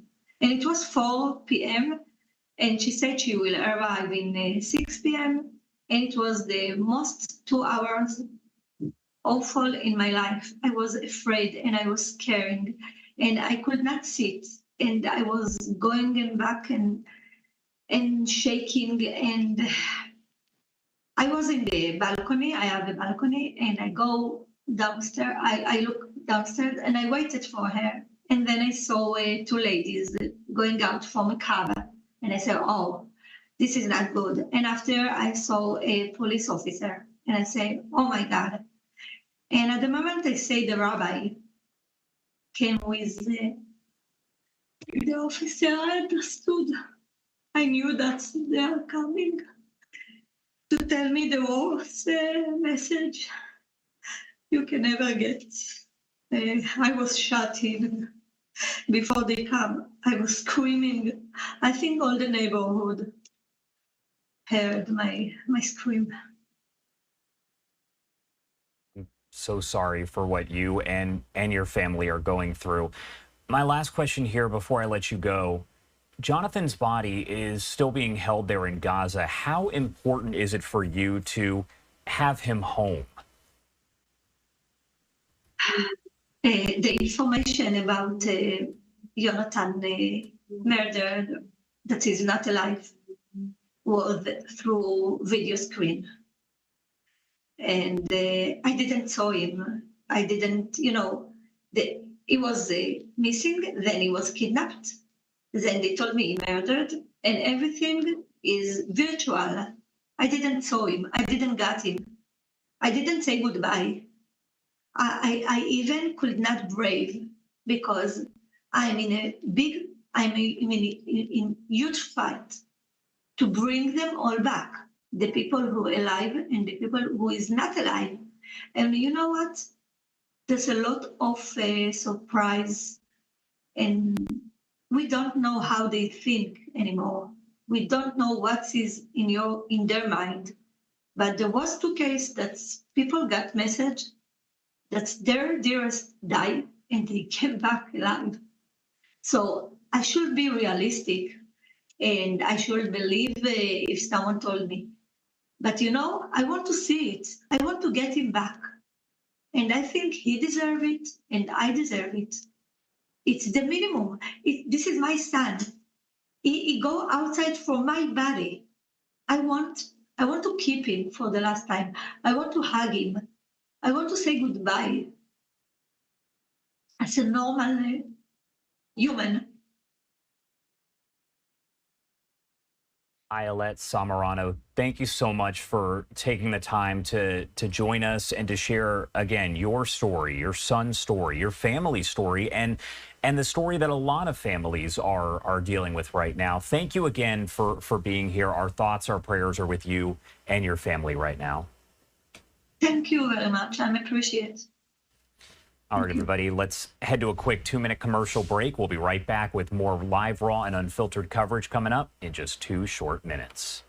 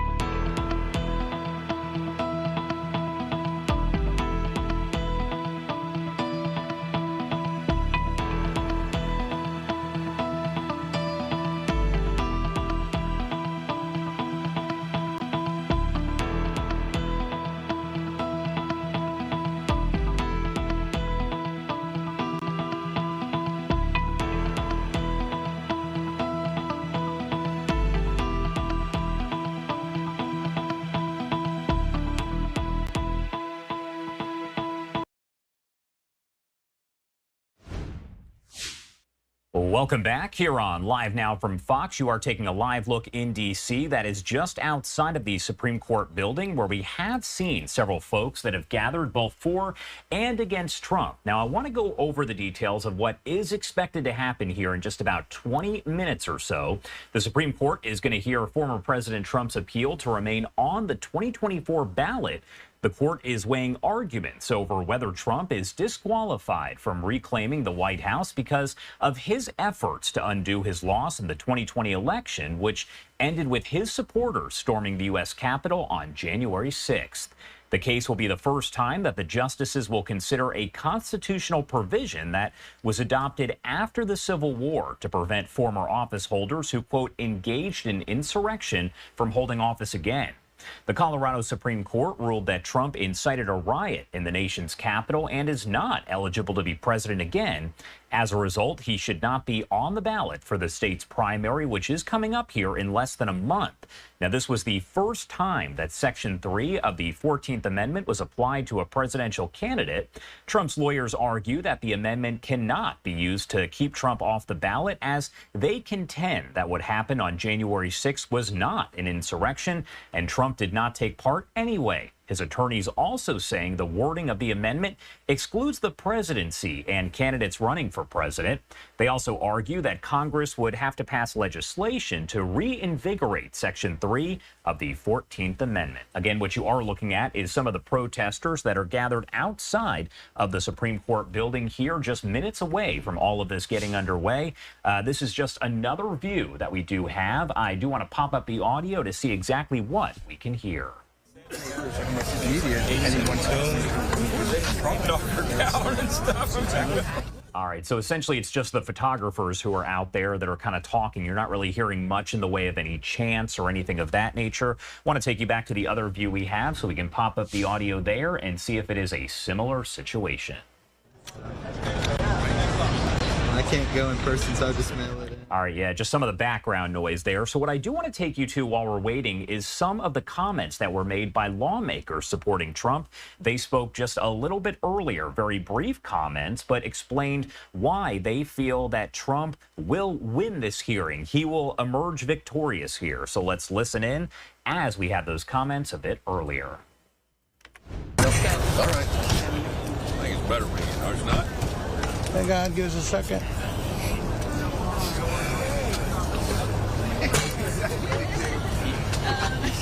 We draw a crowd. Yeah. We're working. I'm surprised we haven't so far. All right, go ahead. All right. Morning. Welcome to the Supreme Court building, a place today where people inside are going to make a decision for the future of our country. We're here for democracy. We're here to stand for the right to vote for the candidate of our choice. This should not be a partisan issue. This is an American issue. But our Democrat colleagues want to make it a partisan issue. Our entire system of government is based on the consent of the governed. Our country is based on the idea, on the people with their ideas. Right now, the American people are speaking loud and clear. We want safe communities and we want protected borders. But some people in this city don't like that. The liberal elites have opened their borders, bankrupted our country, and allowed criminals to take over our cities. They know the American people are against them because they are against the American people. Now Democrats in the state capitals across the country are trying to kick President Trump off the ballot. They're using legal theory that has never been used before. It goes way beyond the Constitution. It twists the words of our Constitution into something that has never been. Democrats like to talk about democracy, but Democrats are desperately trying to stop the American people from deciding who will be our next president. They couldn't care less about our Constitution. They couldn't care less about the will of the people. They couldn't care less about our courts. But today it falls on our courts, this building behind us. This court must uphold the original public meaning of our Constitution. Stop today this attack on our democracy. Let the American people decide in November who their leaders will be. Well, Coach Tuberville, once again, you and I standing shoulder to shoulder fighting for constitutional rights. I can't tell you how grateful I am to stand with you, and whether it's fight for the sanctity of life or fight to protect our Second Amendment, I'm proud to stand with you. And that's why we're here today. We want to fight for the right of we the people to elect our next president, not a bunch of judges. And I just want to make it perfectly clear again why this is so important to people back home. They feel like this is yet another attack by Joe Biden on their constitutional rights. This White House has locked us out of our churches and out of our synagogues. They've tried to take away our Second Amendment. They've censored our speech, and now the White House wants to knock out the leading candidate, the likely next president of the United States, from the ballots back home. Now, I'm not an attorney, and there's a lot at stake here behind us. But really what's at stake is making sure that the American people get to elect the next president and not the Supreme Court. To people back home, this sounds like this is another political witch hunt, that this is another weaponization of the judiciary system by Joe Biden. But what's at risk for the future is if they would call this an insurrection, then why wouldn't we call 10 million people crossing the border illegally an insurrection? Why wouldn't we call the situation where you take away your freedoms of speech, your freedoms of religion, your freedoms to bear arms, why wouldn't we call that an insurrection as well? Look, the people need to make this decision. We the people need to make the decision on who's going to be our next president.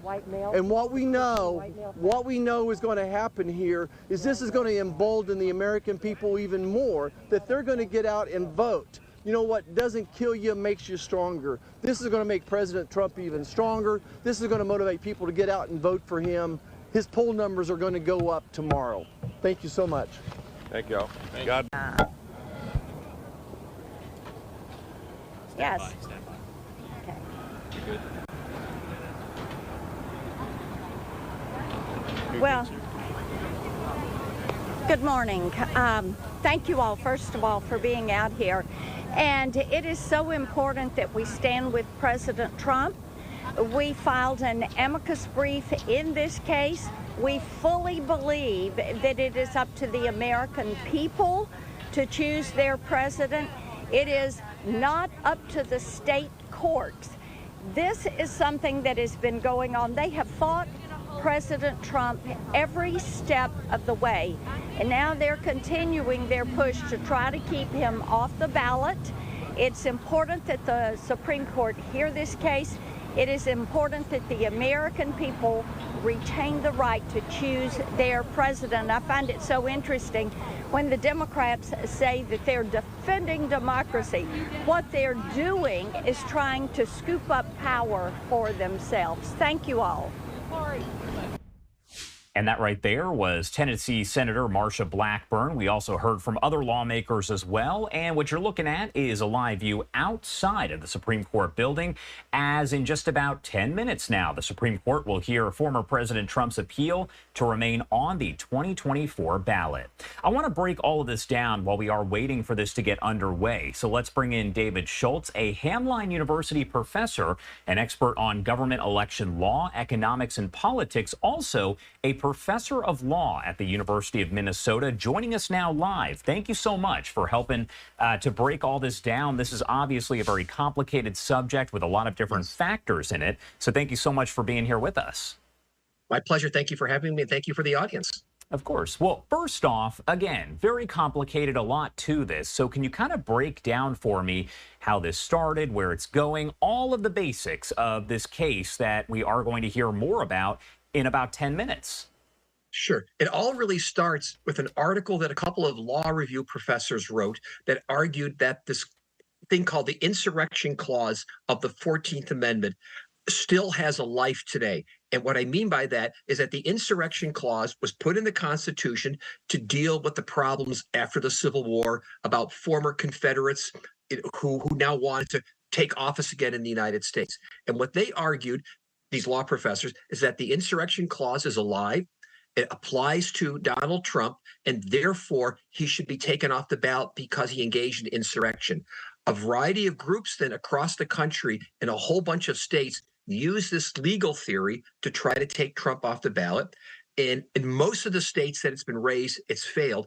But in the Colorado, a district court judge held a hearing, said, yes, the president engaged in insurrection, but the insurrection clause doesn't apply to the president. Supreme Court basically overturned that. The Colorado Supreme Court overturned it and said, yes, the president engaged in insurrection and the insurrection clause applies to him and he's off the ballot.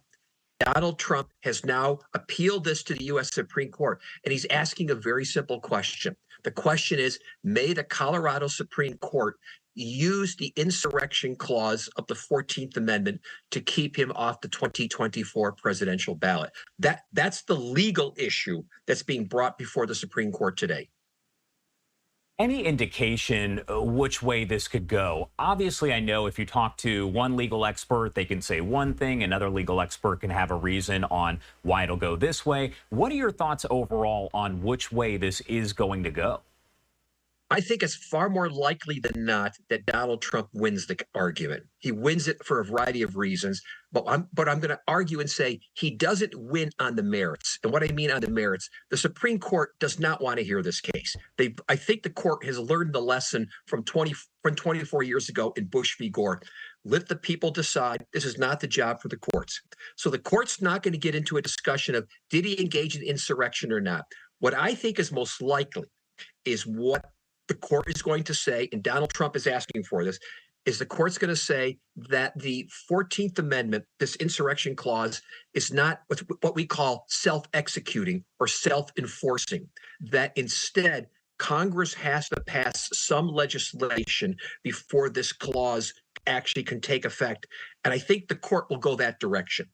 I know there are other arguments being made that say, well, does the insurrection clause actually apply to the president or not? Because it doesn't actually say president in the 14th Amendment, perhaps. But I think most likely it's going to be what we call deciding not to decide. The court will say, we're not going to handle this issue. It's not a matter for the courts. Congress needs to go resolve this issue first. And then basically what I would say, then the court gets to get out of Dodge quickly.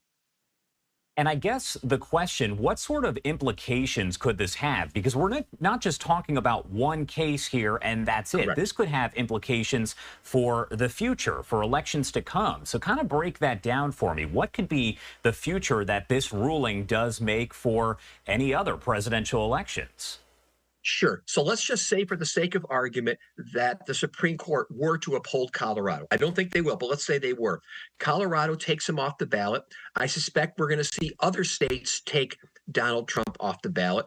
But what I also could see at this point is now other states playing sort of political gotcha or tit for tat, whatever you want to call it here. And now maybe states try to take Biden off the ballot. What we wind up doing now, I think, is potentially taking this insurrection clause and really weaponizing it much in the same way that I think the impeachment process has become sort of a partisan weapon. And that's dangerous. That's a really dangerous direction to go, and I think you had some people commenting on us before I came on and said, at the end of the day, if democracy means anything, it means what? The people get to choose, and it shouldn't be the courts that choose. So I think that's what's at stake in this election and going forward. Do we let the voters make a decision, or do we let the courts make a decision regarding who's on the ballot or who becomes president of the United States? We know that essentially anyone out there can listen to a Supreme Court hearing. The oral arguments, they're always audio only. This one will be as well. But how important is it for the public to be able to hear exactly what is going on, to hear those arguments verbatim as they're happening? Well, I always think transparency and sunshine is a great idea when it comes to any branch of government. And here, I think, given the intense interest that the public has in this, I would actually argue, as a law professor, there's kind of a First Amendment interest, the right of the people to know, to hear what's going on, to hear what the justices are saying in an unfiltered way, so that the public can make their own decision at the end of the day, also regarding what they think about the arguments, whether they think the process was fair. And I think at a time when there's so many people questioning the integrity of the court, well, government in general, but integrity of the court, this is an important thing to establish that confidence in our judicial system. All right, and a lot of questions to get to here. I know this is expected to get underway in about 4 minutes. What does happen if Trump's name isn't on the ballot in Colorado?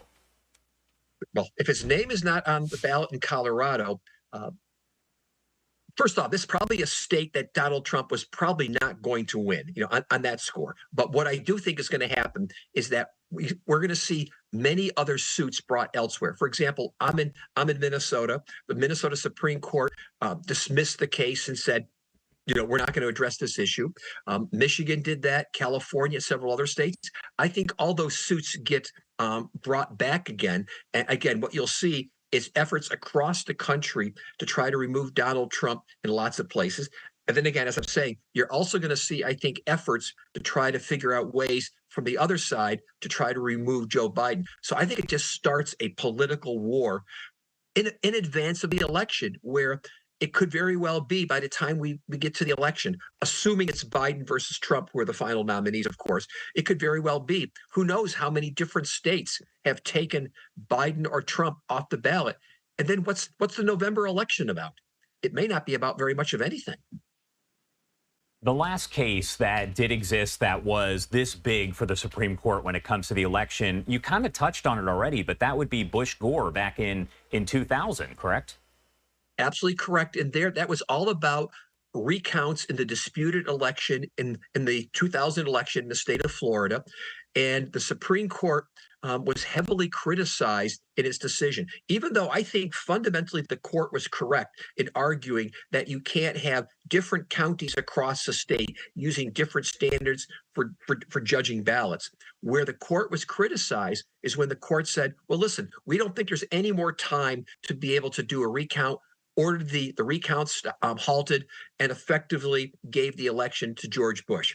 And there was incredible amount of criticism of the court and I think a decade or 2 decades later, Justice O'Connor was interviewed at one point, and she took part in that case, and she said, you know, at the end of the day, we probably shouldn't have gotten involved. We should have let Congress resolve this issue or somebody else, because it's just not our job as the court to decide elections in the way they did there. And here, I think it's even more pressing, because there it was about a recount. Here, it's about whether somebody should even be allowed to be on the ballot. And I think that's far more fundamental of a question of a court saying, we're not even going to let the voters have a chance to decide whether or not we want you on the ballot. And kind of piggybacking off of what you just said there, I know that the Supreme Court, they don't want this case. They don't want to hear this case. Why is that? Kind of dig a little bit further into that, because you, again, just touched on it, but I do want to go a little bit deeper into why they do not want to touch this case.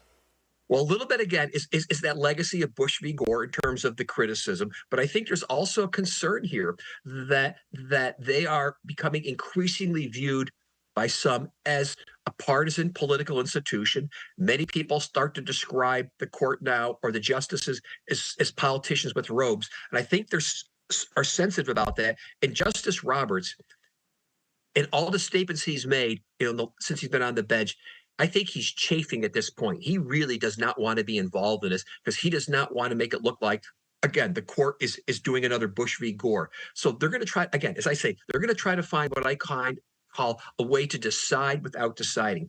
Plus, on top of which, the court is going to be is likely or possibly going to get the immunity case that the Court of Appeals just addressed the other day.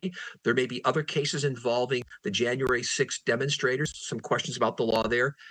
This is an awful lot of stuff involving really issues that hit into partisan politics that the court, again, Justice Roberts has made it clear, he really doesn't think it's their job to be doing those issues. And again, I think most of us would say questions regarding ballot eligibility, who's going to be elected, those are not the kind of questions that are for the judiciary. Those are for the people. Those are for Congress. Those are for what I call the electoral branches, the branches that are elected. They're the ones who are supposed to handle these kind of policy issues.